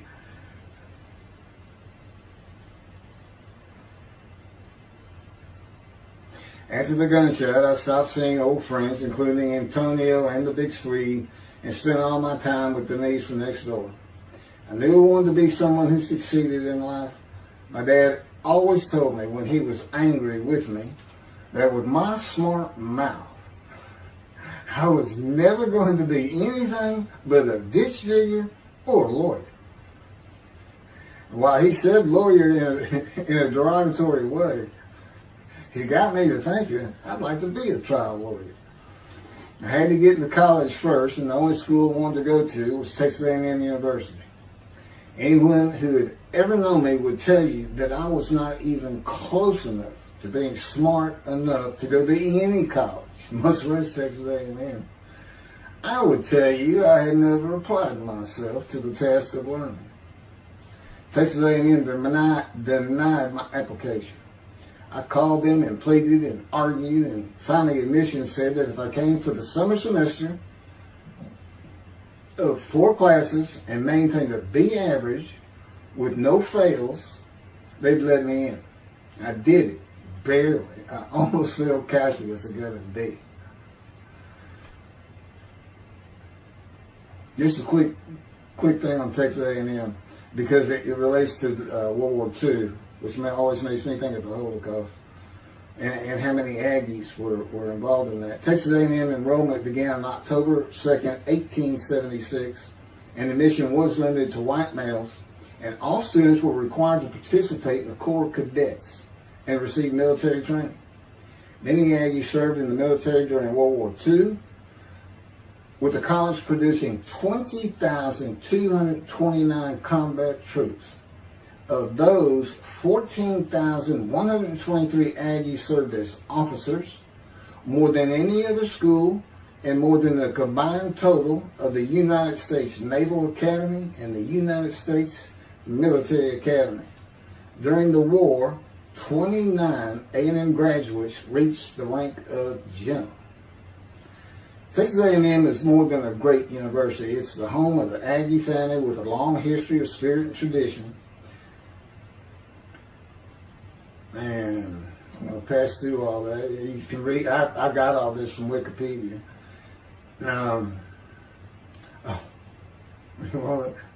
Like Notre Dame, it's a school full of tradition, especially notable at football games and in campus life, drinking beer at the Dixie Chicken. I had a good friend in what is now the Volunteer Corps of Cadets, and we've been shooting pool and drinking beer all night on the weekend, and finally left sometime after midnight. I walked my friend back to the quad, Corps Cadet Quad, a large open area where people could gather, surrounded on 4 sides by dorms for cadets only. And I dropped him off at his room. Before he shut the door, he looked at me, and not for the first time, said, "Want to race?" He's fast. We used to race many times. I said, yeah. Of course, we were pretty much, we've had a lot of beer. I said, yes. And he went to the end of the hall and took off at the other end of the hall. He was fast, but I was pulling away with just a few yards to go and hit the wall before I could stop and busted my chin open. Blood's pouring out everywhere. People opening doors. Look, that's what the little guy did to the taller guy. I also sprained my ankle. These are my injuries at Texas A&M. I also sprained an ankle so severely playing basketball with football players that I was in a cast for 6 weeks. Those were my only injuries in the 3 years at A&M. It was the gunshot that changed me and everything in my life. I married Denise when I graduated from A&M in '79, just 3 years after graduating high school. I went through in 3 straight years. Because I had those hours from the first summer, I just went ahead and went the next summer too.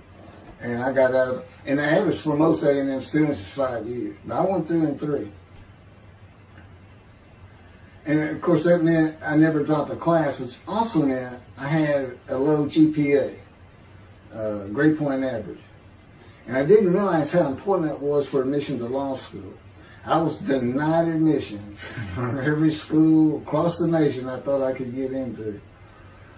I do not know how my dad knew about South Texas College of Law in downtown Houston, but he made some inquiries and found out the dean was a graduate of Texas A&M. And we're known for helping each other. We set up an appointment with the dean. I told him of my rather intense home life and wayward ways, and that the A&M had given me a chance to prove myself as a capable student. You know, he hemmed and hawed, looked around the ceiling, and gave me the same opportunity A&M had.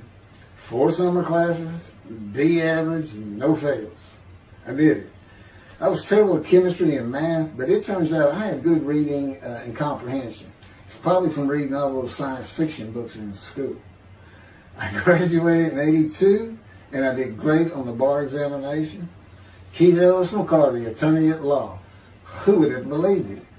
Which reminds me of verse 1 of Isaiah 53. Who can believe what we have heard? That's what any of my friends would say about me getting out of law school. Much less what's happening today. You go find somebody that knew me in high school, they say, who? Oh, that can't be true. Get out of here. I know him. Forget about it. Chapter 5. 27-year headache. I'm going to pick up with that on another video. And then that'll be it. Some general comments. 5 and 6. I'm not sure what 6 is. Yeah, 27-year headache. I'll go ahead and mention God in one of these accidents. And I won't say anything about the dog who took a hard left between my legs. Just about severed my knee, my leg at the knee. I won't mention that. Or hitting the big Swede on the track. Unbeknownst to me, my arm just took off. I wouldn't have hit him with my right arm. The things he has shown me. And getting gut shot. Yeah, I think I would have figured out, you probably shouldn't be hanging out with this fellow anymore if you're going to be talking to his ex-girlfriend for another. Little things like that, he controls my perception. Little things like that in my life to make sure I am the man of Isaiah 53. If anybody thinks I'm going to back off saying that, they're wrong. I have been through too much. My whole life is dedicated to this time, the day of the Lord. As a matter of fact, what about my day? I said, what about my day? Well, he said, well, first of all, God's speaking with you and living with you. Most people say that's pretty good. I said, yeah. But anyway, here's something he's promised me that he lets me check out all the time. And I'm going to put on the screen.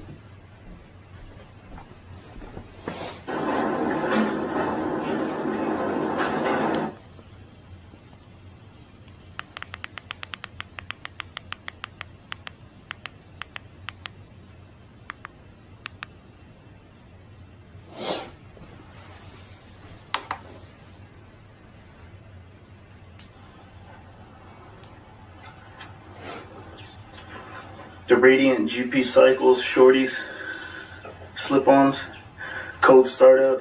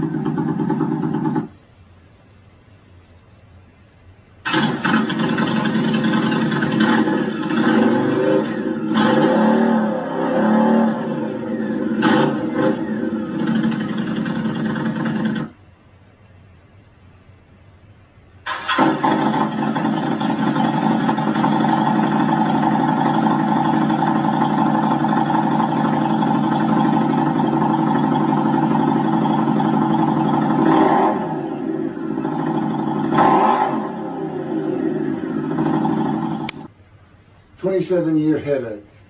Chapter 5 of the life of God's righteous servant of Isaiah 53. The same year I graduated from law school in 1982, my son Justin was born. In 1985, my daughter Brooke was born. And in 1988, my youngest child and daughter, Laura, was born. I was making good money, though I expected a lot more, in my first job with a law firm that specialized in collections. I also tried my first civil case, which, while working there, which was a nerve-wracking event, first trial. The first day I entered the courtroom, the judge asked me if I was a law clerk. I had a very youthful appearance, though I was 28 years old, not 20, common age for a law clerk. My youthful appearance in junior high school and high school with my long, wavy blonde hair, I usually kept in a ponytail, had way too many people tell me I looked like a girl. It is interesting though, at least to me, not one person in my entire life has ever said anything about my disfigured arm. I must have looked like a girl who would beat on you if you did it. When I got mad, there was no hiding it. You could see it in my face and hear it in my words. When I was 28, Brooke was born. I tried my first civil case, and the bane of my existence on earth began. A never-ending headache that I generally thought to be associated with post-traumatic stress disorder. I had terrible nightmares from my youth, but now I seem to have begun grinding my teeth, causing the temporal mandibular joint, TMJ, to ache terribly during the day, and the whole side of my head, the muscular, I don't know what you call it, but underneath the skin of the skull, was always real tight, a tightening of the muscles. It was difficult to even talk to people at some points. For 27 years I had that headache. I tried everything, even surgery on the TMJ, and another surgery where the doctor severed my upper jaw and then trisected it from my skull and spaced it to fit my lower jaw. All to no avail. I could not stop the nightmares and the grinding of my teeth. Mouth guards helped my teeth, but the pressure was still there. I literally feared going to sleep. I didn't want to wake up the next day sometimes because I knew how bad the pain would be there again. It completely ended my dream of being a trial lawyer. So I got an associate position in an oil and gas firm and began learning how to prepare title opinions for oil and gas companies on tracts of land they plan to drill on. Basically, a title opinion is you start from sovereignty, which is when the state granted the land to someone, usually great, large tracts of land, and from there you get parceled out and cut up, and I'd be chasing one small tract within a very large one almost 200 years ago, in the early 1800s, and I would have to create genealogical charts of heirship, for people who died without a will, and I had to know who the family members were, and I got very good at it, and I really enjoyed it. I'd go to small towns throughout Texas and into their courthouses where they would keep all the records of every transaction, of every piece of land in the county. But anyway, there's an awful lot to it. I do go into it in some detail in the book, but I'm not going to for this video.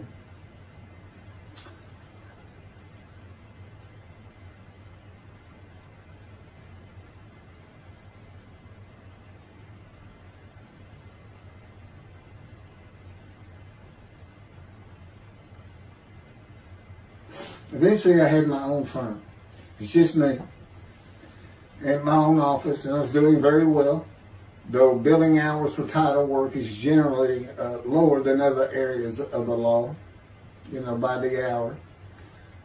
But I had also been involved in multi-million-dollar sales of production between oil and gas companies, probated wills, prepared affidavits of heirship, worked with landmen to fix title defects, appellate work, including arguments before justices, plea bargaining criminal cases for defendants, and anything else that came my way. Then it all stopped, and once again I was fighting for my life in 2001. This is chapter 6, skin, colon, and lung cancer. Oh, just God would have me tell you, he gave me those headaches. When he came to me, I stopped having nightmares. He provides my dreams for me now, and often as a learning experience. But the grinding of the teeth, everything stopped, and I thought it was just because I wasn't having nightmares, and took away any symptoms of PTSD, for which I was receiving money from an insurance company for disability, partial disability, and that went on for about 7 years. Then one day we're out walking, year 7 of 13, and I had that headache. It just came, and I just stopped, and I said, "You got to be kidding! You did not give me those headaches." He said, "Yes, I did. It's necessary. You are considered the suffering servant of Isaiah 53. You had to suffer your entire life until you're suitable for my purpose," and that includes fitting every verse of Isaiah 53. At that time, I had finally read it, 7 years into all this. It was about year 2, I think. But yeah, he did. And, I ended up taking painkillers left and right and drinking with it, as so many people do. I was able to maintain, my life, my work, and everything, but it was enough to put the strain on my marriage that I pretty much blamed myself for it. And I told him I did it. That's the only time I got hot. Disfigure me, gut shot, those things, they didn't bother me. But I said, you hurt my children terribly with that. Because I became a bad father. I wasn't the father I could be. They love me and I love them. We don't have any serious risks. They're off living their lives and they're all doing great.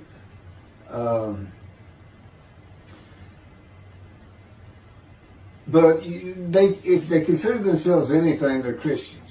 And although I don't think any of them are overtly religious, or that they're in church every Sunday or anything like that, but when I started going to the conservative synagogue here in town, and I told them I was converting to be Jewish, they're pretty much just that. Just saying I would be a Jew, I guess. I'm not sure that I didn't believe in Jesus. It was probably more of it, God says. But really haven't talked to them much at all in 7 or 8 years. But anyway, so God gave me the headaches just to make sure.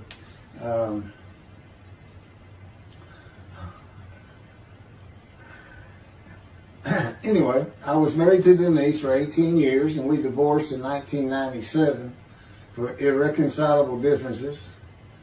We agreed that she maintain custody of the children. The first to leave was Justin, and he came and lived with me. Then Brooke started getting in trouble, who is, as tough as she is beautiful. Her mom's very difficult to get along with. Justin was a lot like me at his age, and trouble followed him everywhere he went. Like me, he was hard to talk to, and like me, his getting out of high school was a coin flip. He's doing great. He learned the oil and gas landman business, and I helped him out as much as I could, and friends of mine helped him out even a lot more. And he's very successful now. Married, no children. Laura's married, no children. She's got a great job. And Brooke is married with 2 children. I have 2 grandchildren. Long life, see his children. You'll see what I'm talking about, long life, when I get to the lung cancer that God chose to crush me with. Something had to be done, and to make matters worse, Denise had met a man and they were going to get married. But he didn't want Brooke. to be part of their new family, or Justin for that matter. He wasn't going to go stay with them anyway. Now, I had 2 of the children, and she had 1, but all still in her custody according to the divorce decree. So anyway, I stopped paying child support on those 2, but had not gotten around to the proper revision of the divorce decree when I took Justin and Brooke with me to live on the Big Island, Hawaii. Laura came with us to visit for a month. This oversight on my part resulted in Denise and now her 3rd husband filing papers in divorce court for past child support for all 3 children, for the time I had begun paying her 1/3 of the original amount. I represented myself. I had won contempt of court and was locked up for a day, but I never had to pay that money. By verbal agreement, I sent Laura back exactly 1 month later. I could not leave her out, and I wanted her to see where her brother and sister would be living. They were all so close and protective of each other, and still are to this day. And she was so sad. One of the hardest and emotionally painful things I have ever done was put her on the plane back to Houston. I can't think of anything else. The backdrop to moving to Hawaii was my firm was in dire need of new work. But the oil and gas industry was down. It's always up and down. And my clients were not drilling. A landman I knew called and said his sister in Hawaii, a brilliant eye doctor, but not a good businesswoman, needed help resolving creditor issues stemming from her new offices and equipment purchases. I told him it was a good time for me, as things were slow, and who's going to turn down a free expense trip to the Big Island, Hawaii? So I went and took care of everything without charge, but of course everything was paid for. When I came back to live in Hawaii at the urging of the doctor that I had helped, who did not like the look of an abrasion on my chest, and it had been there for years, I was examined by a friend of hers, and it was cancer. I don't remember what the doctor called it. He removed it in surgery with a 6-inch diameter circular cut, and it was not malignant. I could practice in just about any area of the law, and all I had to do was pass the Hawaii bar exam, one of the toughest in the nation. While studying for the bar, my body, all at once, in a moment, told me something bad was wrong with me. I had been running, swimming, riding my bike everywhere I went, letting Justin have the car, and had been feeling good and strong. In a moment's time, I was weak and sick while grocery shopping, and there was a pain in my belly and my abdomen. I did not know it, but a large tumor in my colon had burst through my colon, and I was bleeding internally. I did not go to a doctor, which I guess is my nature. That, and I did not have medical insurance. Anyone asking anyone for help unless things were at a critical stage, such as a bullet wound, was something I couldn't do. There's all kinds of personality disorders. I thought surely it would pass, and decided to just give it time and bear up to the abdominal and belly pain. I continued studying and took the Hawaii bar on Oahu and Honolulu in the summer of 2001. I had lived in pain for so many years from my headache, and passing the bar was so important, I just kept going day by day. Pain was getting worse, and but I kept exercising. It's the only time I didn't focus on the pain. I had always been a fast healer, and I thought in any day it would just go away. I finally could no longer take it. Brooke, it turns out, was in Houston visiting with her mom, and I left Justin at our little, we called it the Little Green Shack. There wasn't much to it. We weren't there very often, really, except to sleep. And went to Houston to find a doctor for diagnosis, staying at my parents' townhome, which is where I'm at now. I had allowed my major medical insurance to lapse using premiums for child support when things had gotten lean. I just needed someone to tell me what was wrong. I would find a way to take care of whatever the diagnosis was. Early September, I was close to dying, lying on the floor of a dingy apartment of a friend who traveled for work.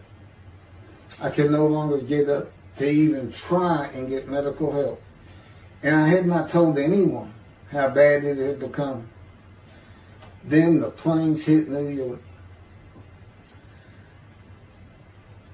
Seeing how grief-stricken so many relatives were on the news, I began to think for the first time how awful my children would feel when they found out how and where I died all alone. So I asked my father, again, it's hard for me to ask people for things, for the money to pay for a colon examination that had been suggested by a doctor at one of those clinics you find in a strip mall, the only places I could afford. The doctor who performed the colonoscopy finally found what was making me so ill and unable to eat. A malignant tumor 6 to 8 inches long that had burst through my colon, and I was bleeding internally.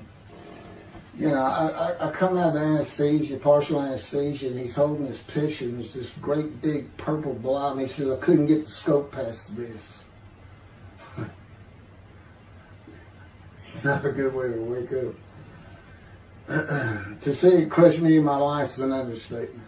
The pain, the weight loss, inability to eat, all I could do was drink calorie drinks. Began about 4 months before the colon examination. That was 4 months of sheer pain. But as it turns out, I did pass the Hawaii bar exam. It was now early October 2001. The doctor told me, look, you don't have insurance. Go to Bentop Hospital. That's the hospital I went to when I got gunshot. I prefer gut shot. It sounds better. Yeah, man. And he gave me the pictures from the procedure showing what he could not get the scope past. Just shaking his head and saying, you should have come in much earlier. So I went to Bentop thinking I was here in 75 on October 5, dying, but I did survive. And here I am again on the first week of October 2001. I showed the pictures to the admitting nurse. Instead of them sending me to the waiting room, she just looked at me and she said, this is a public hospital. I mean, you can wait all day long to have a cold check. She looked at me and said, why did you wait so long? And how are you still alive? And I told her, I have no idea. She did not send me to the waiting room, but had an orderly take me immediately to a room. There they hooked me up to a morphine machine where I could hit a button at a time interval I can no longer remember and receive a small dose. I do know I never missed one. I was very depressed, and my parents who waited in that line for admittance with me looked so sad and depressed. It was not one of my better days, though I finally had some pain relief. Day after day, I lay there waiting for the next test they would run. It was during this time I received notification that Denise had filed papers in the divorce court to recover monies for the time I was taking care of 2 of the children. It's also when I received notification from Hawaii that I had passed the bar exam. So, Bentop Hospital, what a lifesaver. I mean, young surgeons in like Baylor University, medical schools, it's a prime position to get your hands on if you're going to be a surgeon, because you're in surgery all day long and all night long. As long as you can stand up, they're bringing people in.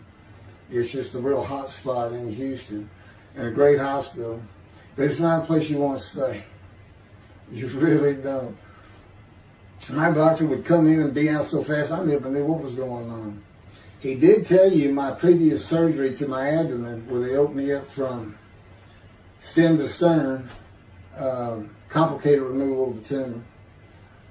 On October 25, my son's birthday, who was now stuck in Hawaii, They cut me open again and removed the tumor. It was about a week or so later, I was released with a schedule for chemotherapy.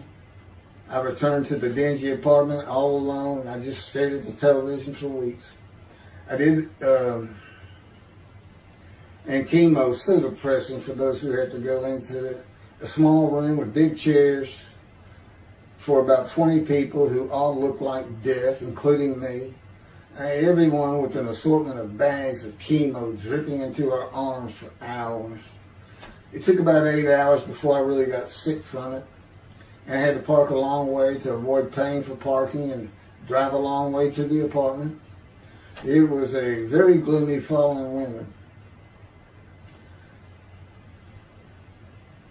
When I completed my chemo of once a week for 6 or 9 months, more tests were scheduled. I do not remember how many months the chemo lasted.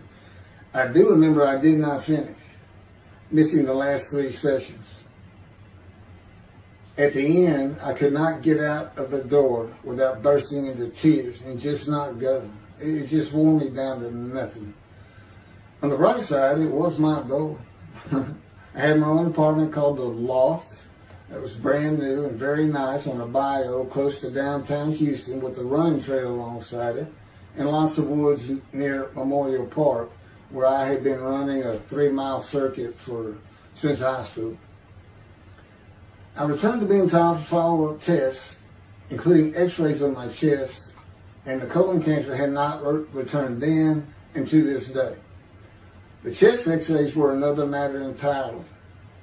The doctor told me he had bad news and showed me the x-rays telling me the white spots I was seeing was cancer. They were everywhere. Lungs full of cancer, he said, at a stage I could not be treated with any success. My dad was with me, and I asked the doctor, well, what does that mean? And when he said you need to prepare for death, the look on my father's face was so sad and hurt at the same time I'll never forget. And we've been through some tough things in this house. Every house we've been in. It didn't affect me one bit.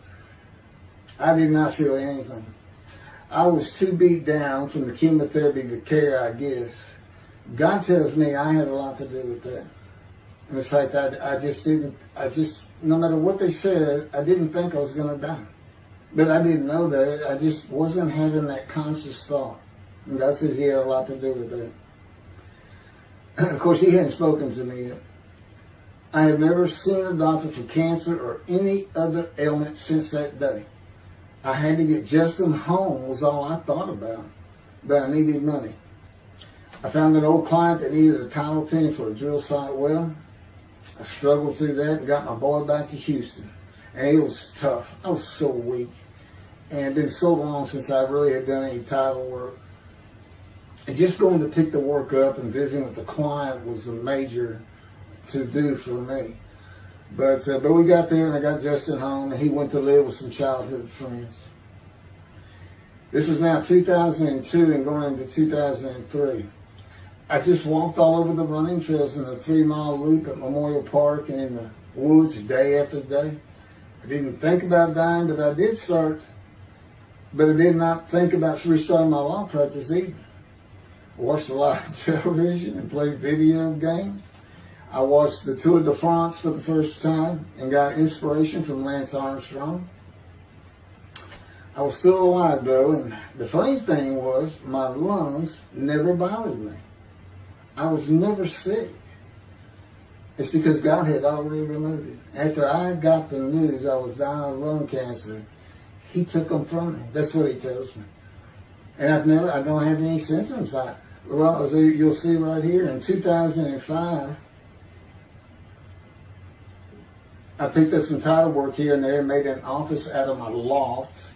I bought my first motorcycle, soft-tailed lowrider Harley Davidson. First time in many years I was happy. I love riding that bike.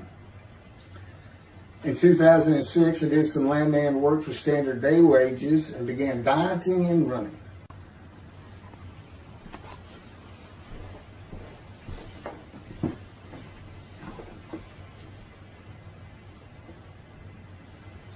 once again, my camera only goes for 29 minutes and 59 seconds, and I'm going to back up just a little bit. In 2006, I did some land work for standard day wages and began dieting and running. I had never been a swimmer in terms of training for it. I love the water and swimming, but I never trained with laps at different paces and various distances. Mostly because I was so slow, because of my right arm. I was reaching an age, though, where endurance in my running was more important than speed. And so endurance swimming was too. In Hawaii, I had seen the athletes come to Kailua Kona, where we lived and where the Ironman triathlon begins and ends. Matter of fact, my little green shack was just right on the route to where they start. That was a fun week. And it was amazing watching the athletes train and prepare for the race. I would think to myself, a human being, the human body cannot do what they are doing. Yet they were and they did. It's just amazing. I decided to learn how to swim more efficiently and how to train for distance and endurance. Get a regular and triathlon bike and enter some triathlons. I was still alive and finding a direction and purpose in my life. Training every day for long periods of time. It really helped with my headache and I slept better. In 2007, I signed up for the March 30, 2008 Lone Star Half Iron Triathlon in Galveston, Texas, and the October 5, 2008 Longhorn Ironman 70.3 in Austin, Texas. You cover 70.3 miles, and you got to do it under 8 hours. And I did real well in the first one. As far as my time, it's 7 hours and a little bit, but I barely made it without disqualification in the one in Austin. And it was primarily because of the hills. It's this very hilly area in central Texas, I guess. But I did make it, and swore I'd never do another one. But I did it after the first one too. It's tough. My insurance was still paying for my inability to work, primarily based on the headache and a diagnosis of PTSD. So I was not working, and I got real serious in training to swim the 1.2 miles in the ocean, and that would be in Galveston and in a lake in Austin, 56 miles on the bike, and a half marathon, 13.1 mile run. That's what I was able to do with a diagnosis in 2001 of lung cancer that could not even be treated, stage 4. And that's just about impossible. It would take a miracle of God for that to happen, because generally you're going to die within 1 year. They say if you get lucky with good medical treatment, you might make 5 years. But 1 year is the standard, if you can make it that long. That's my proof that I offered myself to guilt for God. Because you can't, it's not something provable. All you can do is show the result of that offer. And again, guilt's an emotion. I got way too many videos and everything to get too detailed on it. But that is the proof. You know, I got the colon cancer 20 years ago when the planes hit New York. And it was 2000. Oh, that was 2009, right.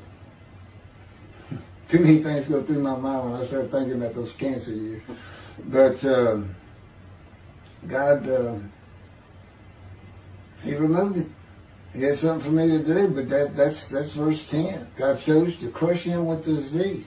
And as I've mentioned, the reason He chose that is to show that I was blemished, defective, could not possibly be an offer for sacrifice, because He knew what the Gentiles were going to do. They were going to put an unblemished lamb in there and call the Jewish people's Bible their own, and use the laws of Leviticus, not unlike Mr. Toby, a singer, and his 6 million blemished ram sacrificed by Hitler, the righteous servant of God. That's how that seems to read. He's welcome to respond any way he wants to that. But it's on the video, it's in the book, it's in quotes by him. It's from his midrash, from his site. And he said, share this with everybody. Everybody can take it and just share how great my knowledge is. Well, it's lacking in some areas. There's any question he's an intelligent man. But his reasoning capabilities, in my opinion, at least as to Isaiah 53, are severely wanting. I am that man. And God's going to give the Christians hell with it and with me. Just like I just heard this for the first time on the video. When all of a sudden he had me say that Jesus announced he wasn't the man of Isaiah 53 on the cross. When he said, Father, Father, Father, why are you forsaking me? Because he was about to die.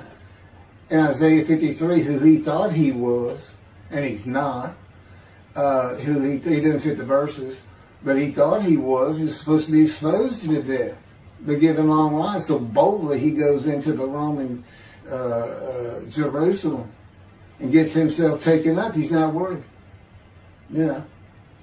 Delusional, yeah, maybe. But as far as I'm concerned, he's nothing but a story. He never existed. And the story starts with the Essenes of the Red Sea Scrolls and the teacher of righteousness.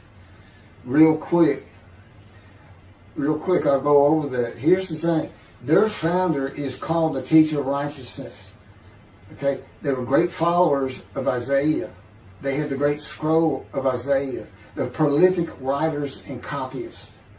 They had their own gate at Jerusalem. The Essenes gate. Now, the New Testament never mentions them. You got Pharisees, Sadducees, Essenes, but they never mention an Essene.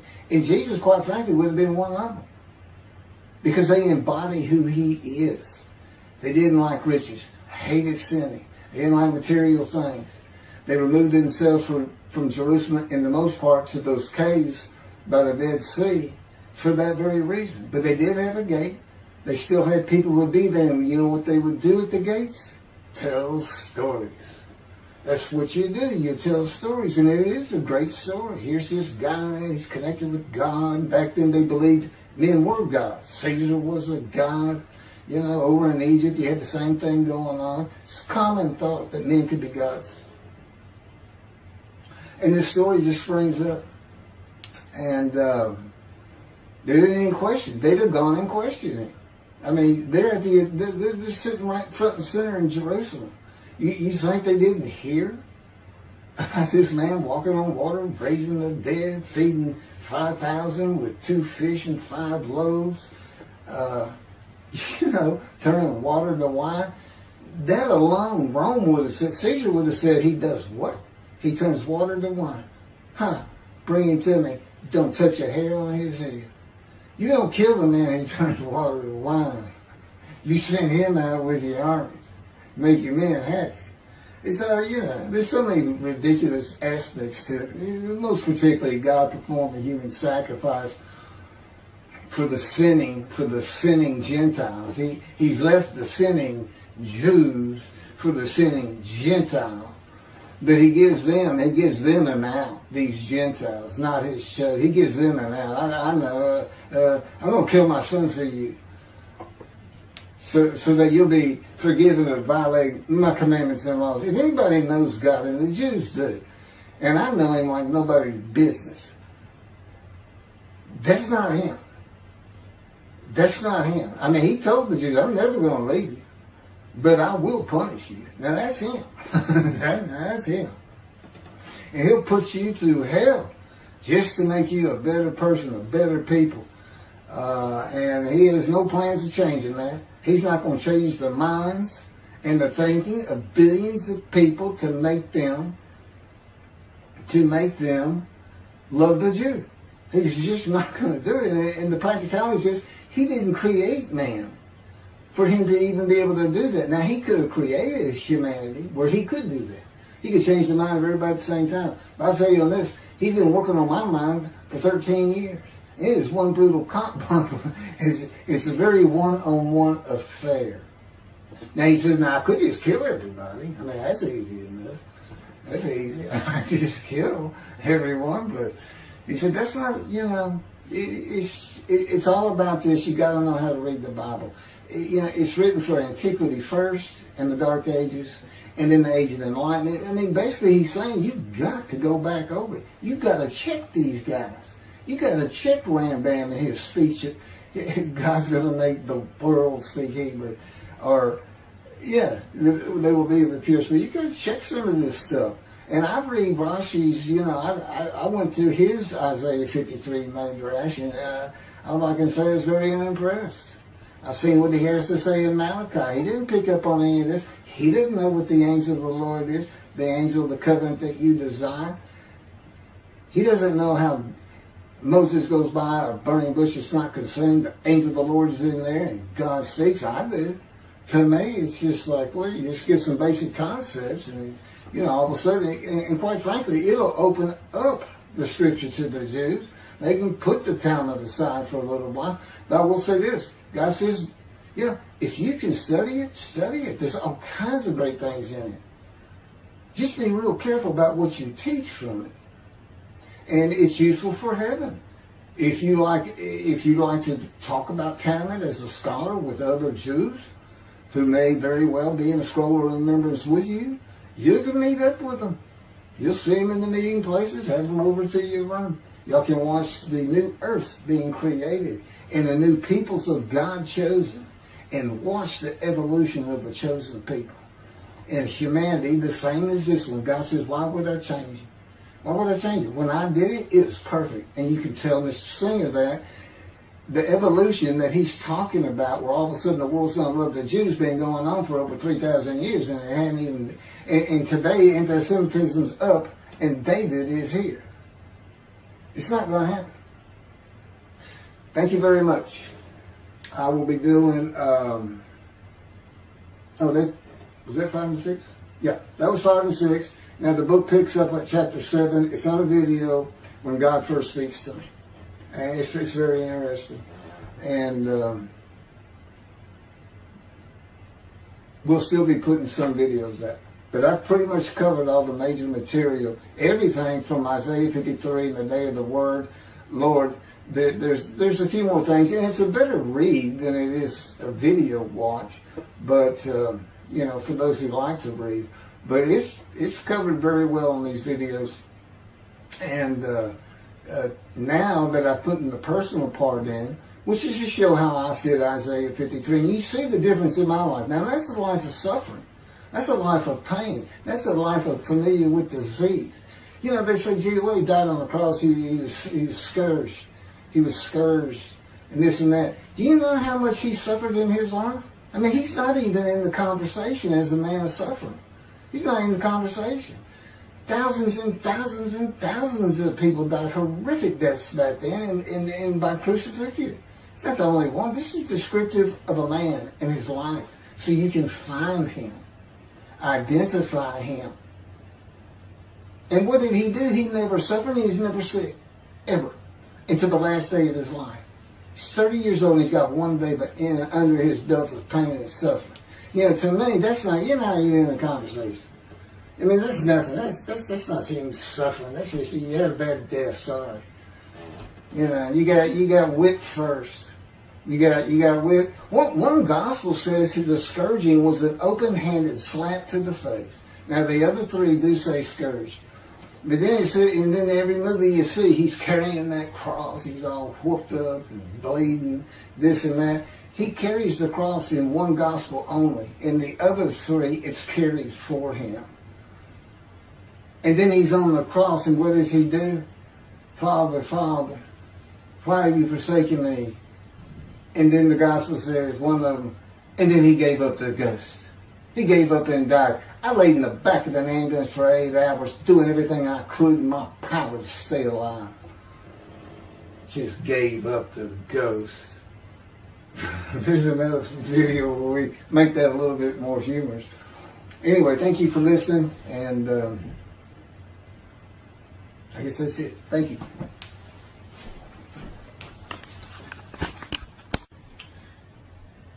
This is a video that leads into a brand new very distinct, not heard from before, commentary on Isaiah 53, which begins actually in Isaiah 52, is comprised of 7 videos I have put together in the last month or so. And I'm just putting them all together with a lead-in video explaining these things and why it's so new, novel, and has such a different view of the scripture from that which Judaism teaches regarding a messianic era when David comes, the descendant of David. They often refer to him as King Moshiach. Moshiach means the anointed one. And you'll get the idea from the title of this video real quick. God speaks to an atheist. And it began like this. The doctors who gave me 1 month to live from lung cancer in 2002 that developed from my colon cancer metastasizing would have been surprised that I was still alive, to say the least. I had stopped thinking about the lung cancer years before. The white spots in the x-rays that filled my lungs, like the stars in the night, did not inhibit my breathing or slow me down in any way. At this point in time, I'm training for my first triathlon. And I didn't start small. I did a half Ironman. It's 1.2 miles swim in an ocean, 55-mile bike ride, and half marathon, 13 miles. They call it the 90.3. One Saturday in the fall of 2007, I was cooking lunch in my small kitchen, post-divorce, and at the stove, when God said, from just a little behind me, as though somebody was speaking to me right here, and above my right shoulder, which is this figure, wash your hands.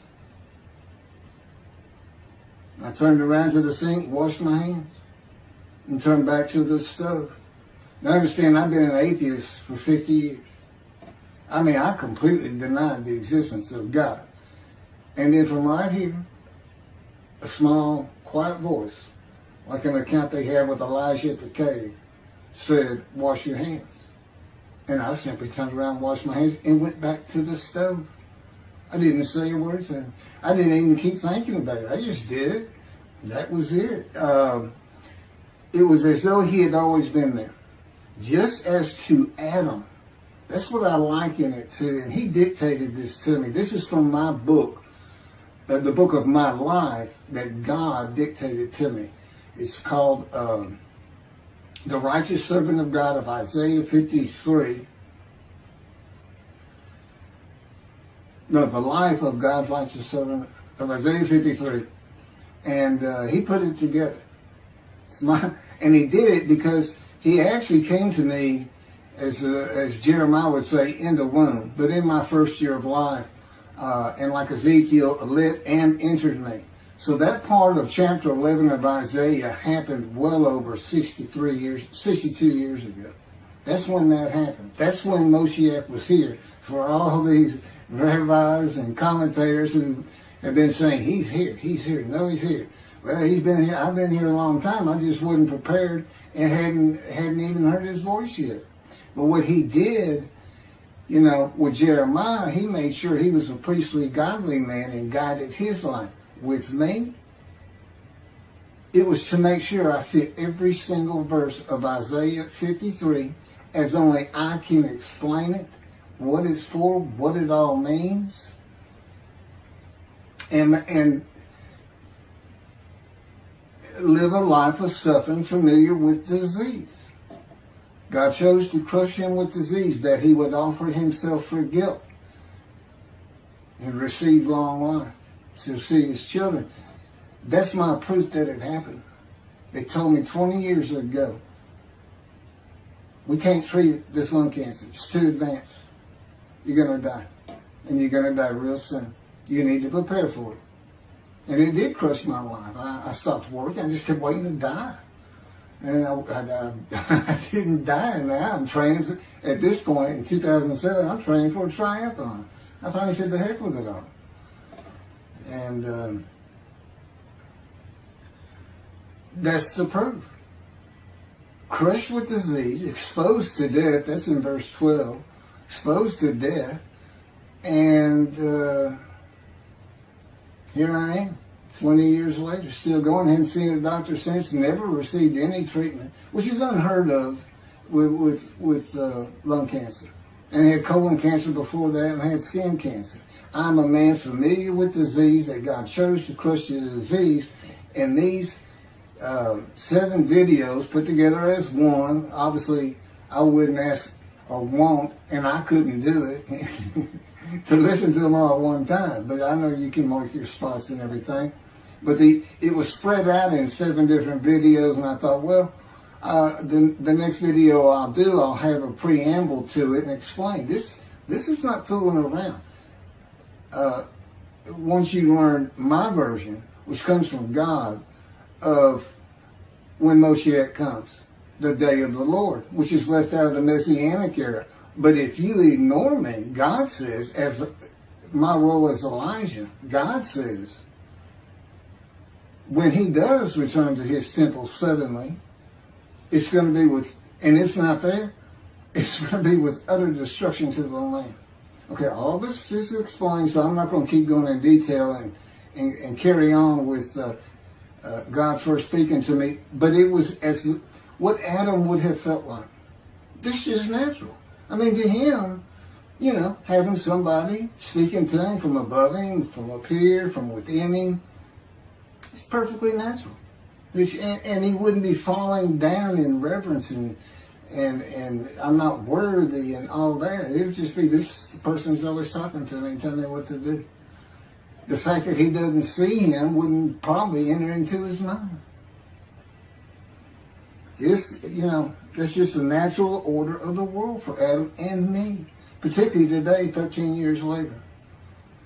Still in God's fire of refinement, preparing me. And now we have the books, they're unpublished. Jewish publisher, Christian publishers, I dare not even send it to them, because how harsh I am on Jesus Christ, who said he was the man of Isaiah 53, and it's because of him I had to get crushed with cancer. That's what that's all about. God doesn't have to crush you to make you offer yourself for guilt.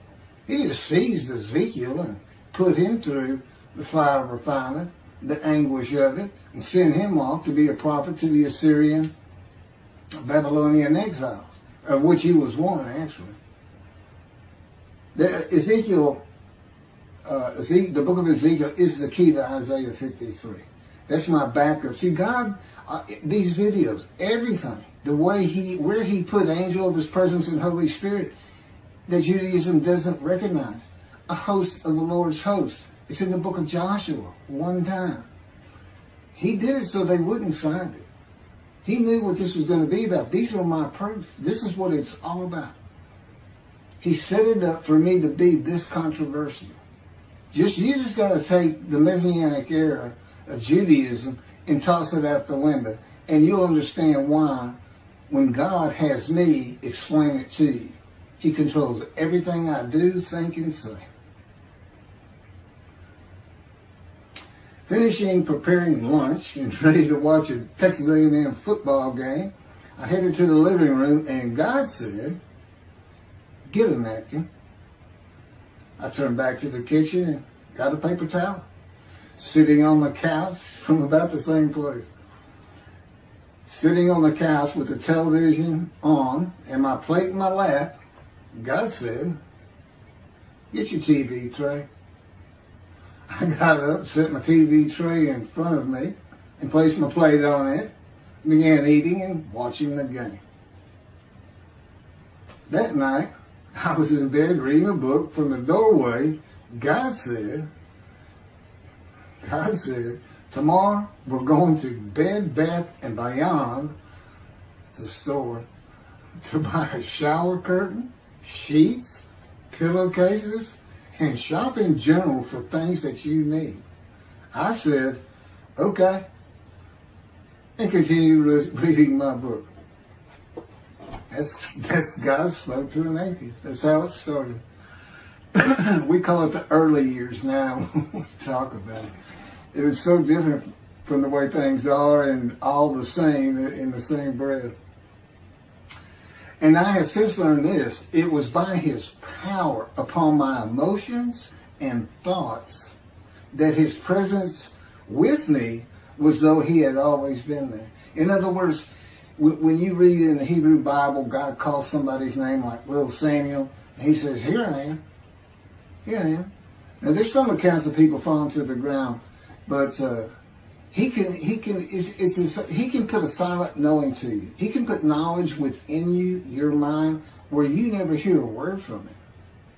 In other words, put into your mind, the God of all creation is about to speak to you.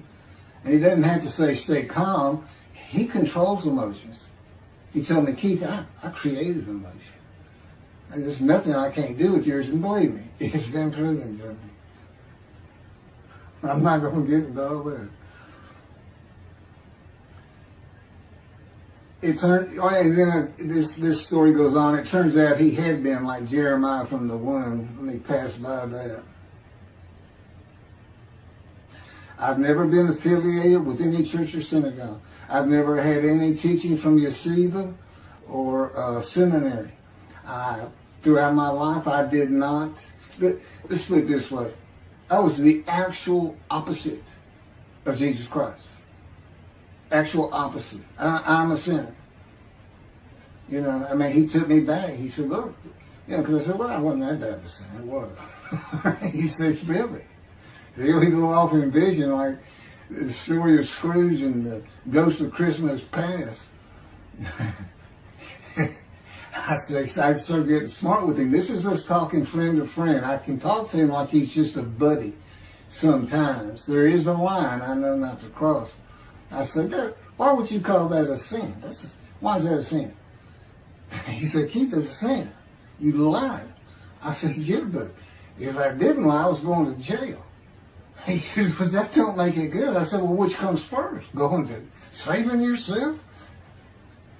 Or lying? And so what? I didn't believe in you anyway. I wasn't worried about going to hell either. It's just, I didn't think about those things. He tells me, man, I didn't let you. That's why I was with you from the get-go. He wanted me to be fresh. No preordained, settled in thoughts and beliefs on anything. And of course, I grew up in Texas for the most part, so it would have been Christianity. I didn't associate with anybody who was religious. I didn't even know what the term Jesus freak meant. I didn't even know that Jesus died for my sins, supposedly, under their theology. And I didn't know that there was a problem between Judaism and Christianity. Jews and Christians. I didn't know that. I had plenty of Jewish friends. You know, I was in the late 60s, 70s, my formative, going into my teen years, and, you know, he treated everybody as an equal. I never thought about it. Including the African Americans, who in my day, we just said blacks. I guess that doesn't go anymore. But had great friends of all kinds. My best friend, I didn't even know he was Jewish until I saw him on Facebook 40 years later. But anyway, let me jump ahead. Okay, this is how God communicates with mankind. This is what the prophets are all about. It's not just Ezekiel, a spirit lit and entered into me. At that moment, God was speaking. And then he says, at that moment, a spirit entered into me, and then I could hear God's words. So he's saying, and that means God is in his spirits. And it's just imagine the presence of God is his mind, and it is composed of elements of the unseen realm that we can't understand. And spirit he created, and the angel of the Spirit, the Holy Spirit, he created. But that's completely different elements. His presence is different from God's presence.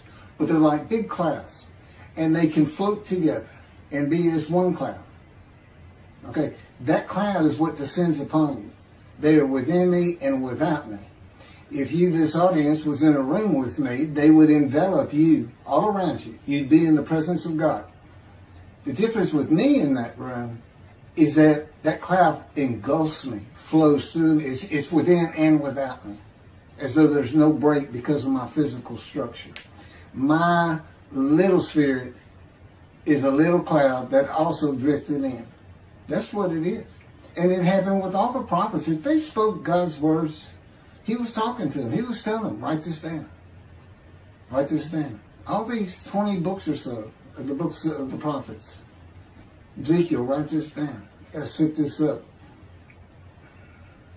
Jeremiah, write this down. See, a time is coming. Well, that's the time in Malachi. It all comes together, and you'll find it in all these videos. So, and it doesn't just include Moses and the prophets. The man who wrestled with Jacob. Jacob says he wrestled with a man in divine beings. Well, you know, Judaism doesn't acknowledge the Holy Spirit's the person, which is beyond belief, because there's so many references that this is clearly a person, an angel of his presence. But it's just God going to a man saying, hey, wake up, I'm the God of this land. See this man over here sleeping? His name's Jacob. He's got his head on a rock. Go jump on him, start wrestling. Don't worry about it. I'm gonna orchestrate the whole thing. You'll be fine. And the guy would have said, here I am, let's go. That's how he does. And Judaism says the man in divine beings is an angel. No, he's not. That'd be like saying I'm an angel. And you wouldn't want to say that. Well, you wouldn't want to say it to me before he came to me, because that made me mad. But I had a hell of a temper, just like Moses did and like Ezekiel did. And God knows how to knock it out of you to where you smile and laugh a lot, because I never used to. Now, well, you got to read the book, and you'll get it. You'll get it. I'm just, just like a lot of people, I've been through too much, hurt too much, suffered too much to have any thought that there's anybody upstairs, who cares about me. It's just don't even mention his name around me. We're either gonna fight or I'm leaving for it, and you'll never see me again. Don't do that, because it just makes me angry. All that's gone, by the way. Lots of stories on that.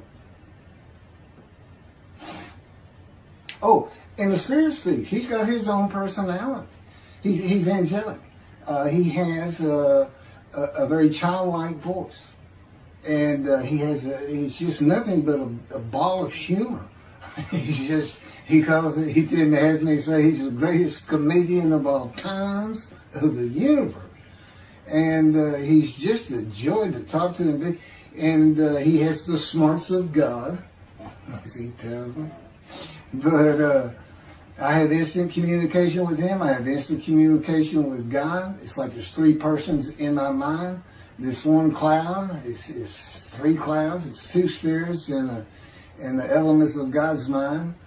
And slow process of 13 years, and it's 13 years of, and this is from Isaiah 53, punishment, wounding, chastisement, maltreatment, crushing, bruising. And I'm telling you, he's relentless. But it's in the stories, and I have a lot more once I get to Israel, and I have full confidence God's going to get it done. That's one thing I don't worry about. 13 years, a year and a half of trying to get books published, denied by everybody who even bothered to answer me, because it's just so different. And it can only go to Jewish publishers, and it's just like, well, this isn't the stuff we believe, and it sounds like he's saying it's him, and this and that. Well, I was. God said I made sure I didn't get them published. I wanted to do the videos first. You see, I'm not on the executive committee. I don't know what's going on 99% of the time. I don't know what I'm going to have for dinner. I no longer have self-will. I can't ask him for anything. And there's all kinds of reasons for that, such as, if one of my kids gets sick and he doesn't heal them up, cancer or something, Am I going to be disappointed? Am I going to be hurt? The answer is no. He's trained me too well to even bother asking him. If he's going to do it, he's going to do it. I know he has the knowledge, and he's right here with me. So, you know, it's a long, detailed process. I know things from his perspective. It's just another reason the Messianic era is not going to happen. And it comes out in these films. But the Holy Spirit, the angel of his presence, we're friends. God says, I can't be friends with human beings. I said, well, we're friendly with each other. He said, yes, that's right. I said, you know, I Googled this, and technically you are my friend. He said, well, I know, but I just don't acknowledge you. I said, why? He said, because I'm God. That's the way I am. I get to do whatever I want. Now, he's just messing with me. It's just like having a friend. Of course, it's a true statement. He can do whatever he wants. But he's pretty stately and regal. But, again, we live together. I've lived with him for 13 years now. And it's never going to end until I die. I wouldn't even know what to do. He said, if I let you, you're going to fall down dead. You're not supposed to be alive. I keep you alive. He said, I took that cancer from you, but I just put it back in if you do something that makes me want to leave. I said, well, what am I going to do? No self-will. To an extent, no self-thought. And I told him, I'm not even a human being anymore. He said, well, what are you? I said, I don't know. I'm man and divine beings, but I'm not human. I don't have self-will. That's what distinguishes the human being from the animal. He said, but I'm being the human for you. I'm providing your self-will. So you do, in a way, have it. So you're still a human being. I said, well, I'm dead. He said, why are you dead? I said, because it's like my brain's not connected to my spirit anymore. It's like you're sending all the information in. And that's about heaven. I haven't lived the existence in heaven as to my thoughts, because in heaven you won't have a mind. The heaven for the Jewish people only, I might add. You won't have a mind. God's got to provide it for you. He's got to be you for you as a completely new and different creature. But still you. It's a very amazing story on how that does. And I'm taught all these things and literally experience them, not only in the real, but in visions. I've had more visions than, if you count every single vision in the Hebrew Bible and the New Testament, I've had easily double that. And I'm a walking visual. God's communication, and this actually shows up in the story of Moses. He won't let me tell right now. But he puts images in your mind. Instead of saying a sentence, you get something in your mind, a picture. Anyway, I call it visuals. And you can be wide awake for those. And I can be in vision wide awake. Okay, so we finished our shopping. Shower curtains and everything. And God said, let's go to the bookstore and get you a Tanakh. To which I replied, well, what's a Tanakh? I didn't Hebrew Bible, okay. Well, I know the Holy Bible, the New Testament and Old Testament. And on we go. I'm starting to learn for the first time. At Barnes & Noble's, we looked at all the Hebrew Bibles and purchased the Jewish Publication Society's Tanakh, the Holy Scriptures, which is a translation that began in 1956. It was published in 85. Men who spent 30 years on the Leningrad Codex, the oldest Hebrew Bible in existence. They started from scratch.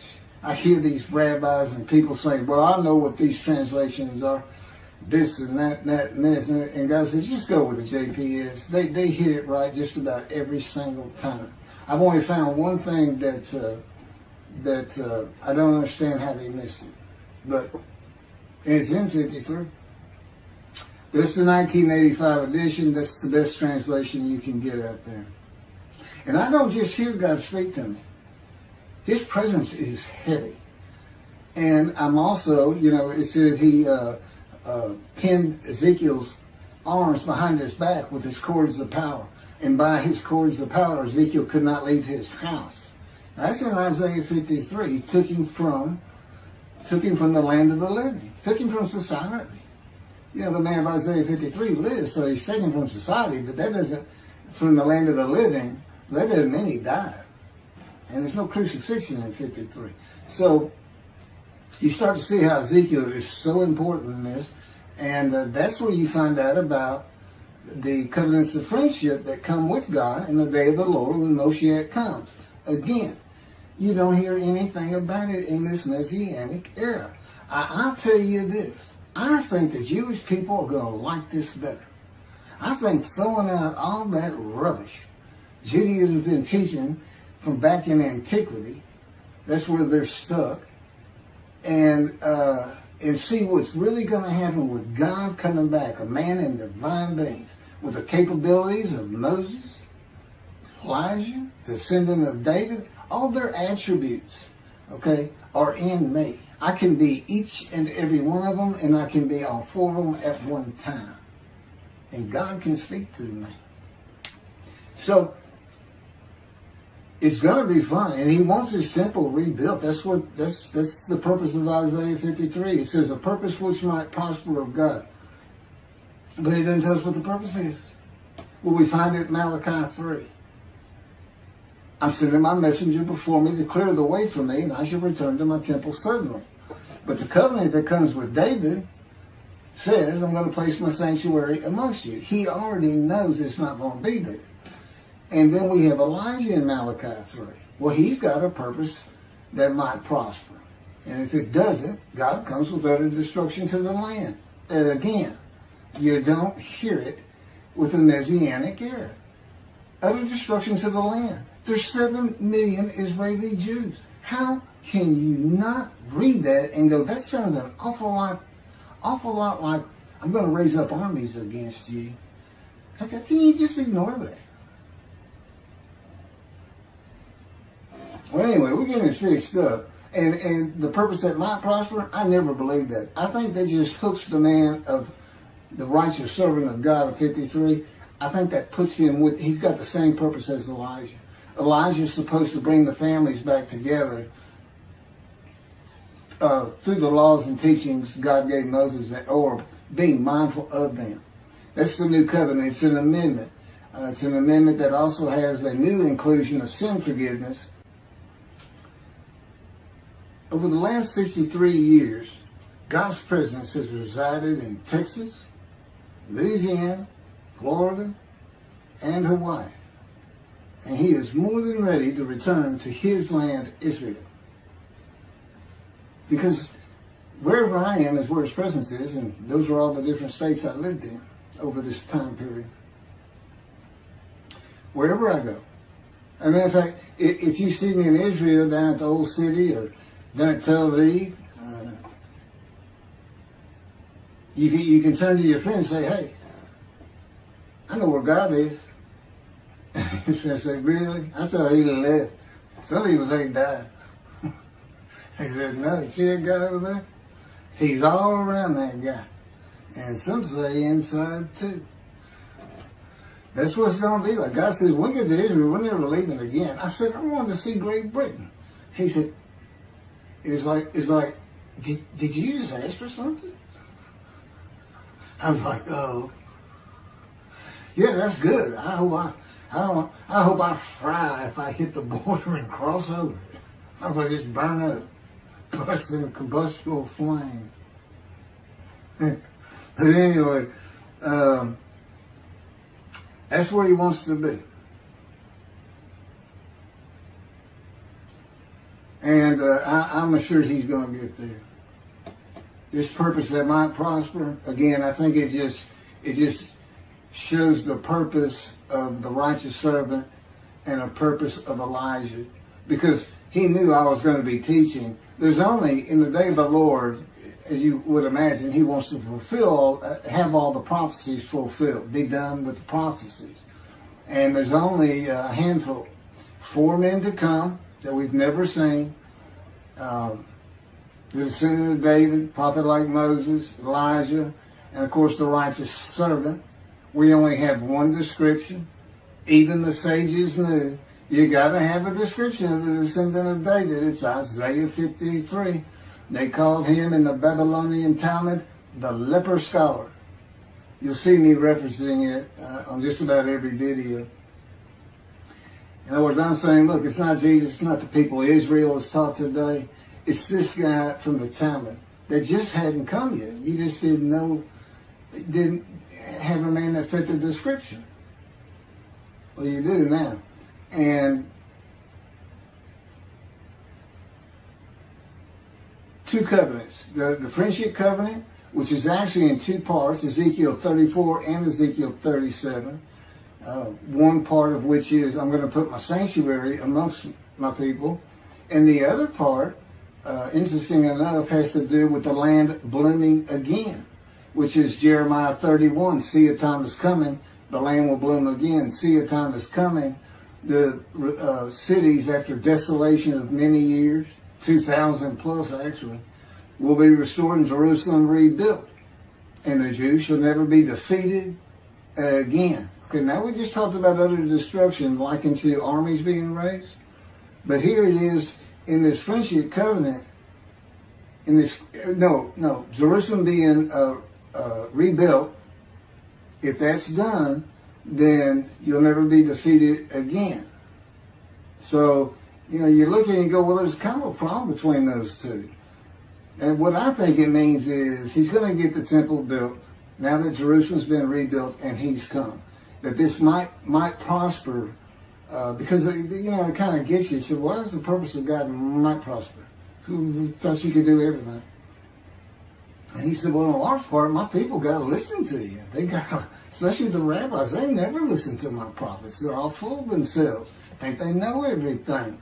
Boy, he starts getting angry. And see, that's not good for me. Because all of a sudden he wants to make me better, which means suffering. You got to keep him away from those moves. I'll tell the Spirit, say something funny. Get the funny guy around here. We talk friend to friend too. Well, anyway, I'm going to let you. There's a lot more, but this story's in my book. Hopefully, after spending time and understanding who I am, that this is here. It's happening. I don't care what the rabbis think or say. Look, I'm a prophet of God. I'm a man in divine things. If I say something contrary to what they think and say and believe, they're wrong automatically. It's a given because God is the one telling me all these things. It's His book. They're wrong automatically. And He is livid that I'm having this problem with Isaiah 53 being the people Israel. Well, it's in the videos, but you ought to see the arguments they really put back before that for Isaiah 53:10 and other verses. Rabbi Tovia Singer, Average Judaism, he went Christian. The Christians went to the laws of Leviticus, animal sacrificial laws, and said Jesus is the unblemished lamb. That's why, and they're using, Leviticus where you could offer a lamb and for unintentional sins, but nevertheless, they turned it into he was a human sacrifice, which he says himself. He says, God no longer wants bulls and goats for sin. He prepares my body for sacrifice. It's human sacrifice, and God made the sacrifice to Gentiles so they didn't have to obey His commandments and laws.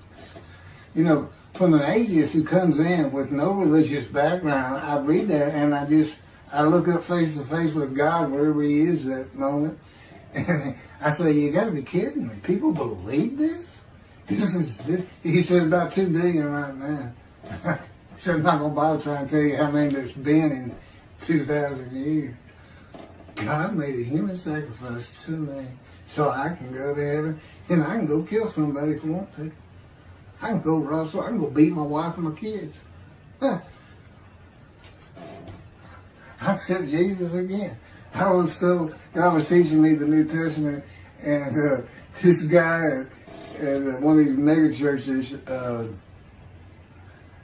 came up to me and says, if you do accept Jesus Christ, you're not just forgiven of all sins that you have committed. You're forgiven of every sin you're going to do in the future. I said, really? He said, yes, really. He said, Jesus knows you're going to do it, and He already forgave you. I said, what? Okay. So, if you're a Christian, you can just sin all the time, because Jesus knew you were going to do it. I hadn't actually heard that taught, but that's the effect of it. Okay. Next year in Jerusalem. Enjoy the books. Don't try to listen the videos. Don't try to watch them all at one time. But what I did is I put them together for you in the order they should be. And I just thought it'd be easier. And we're kind of coming to the end of our videotaping for a little while, it seems like. Again, I'm not on the executive committee with God and His Spirit. I never really know what we're going to do next. And the books are at keithmccarty.wordpress.com. You can find that on my YouTube channel. I guess that's about it.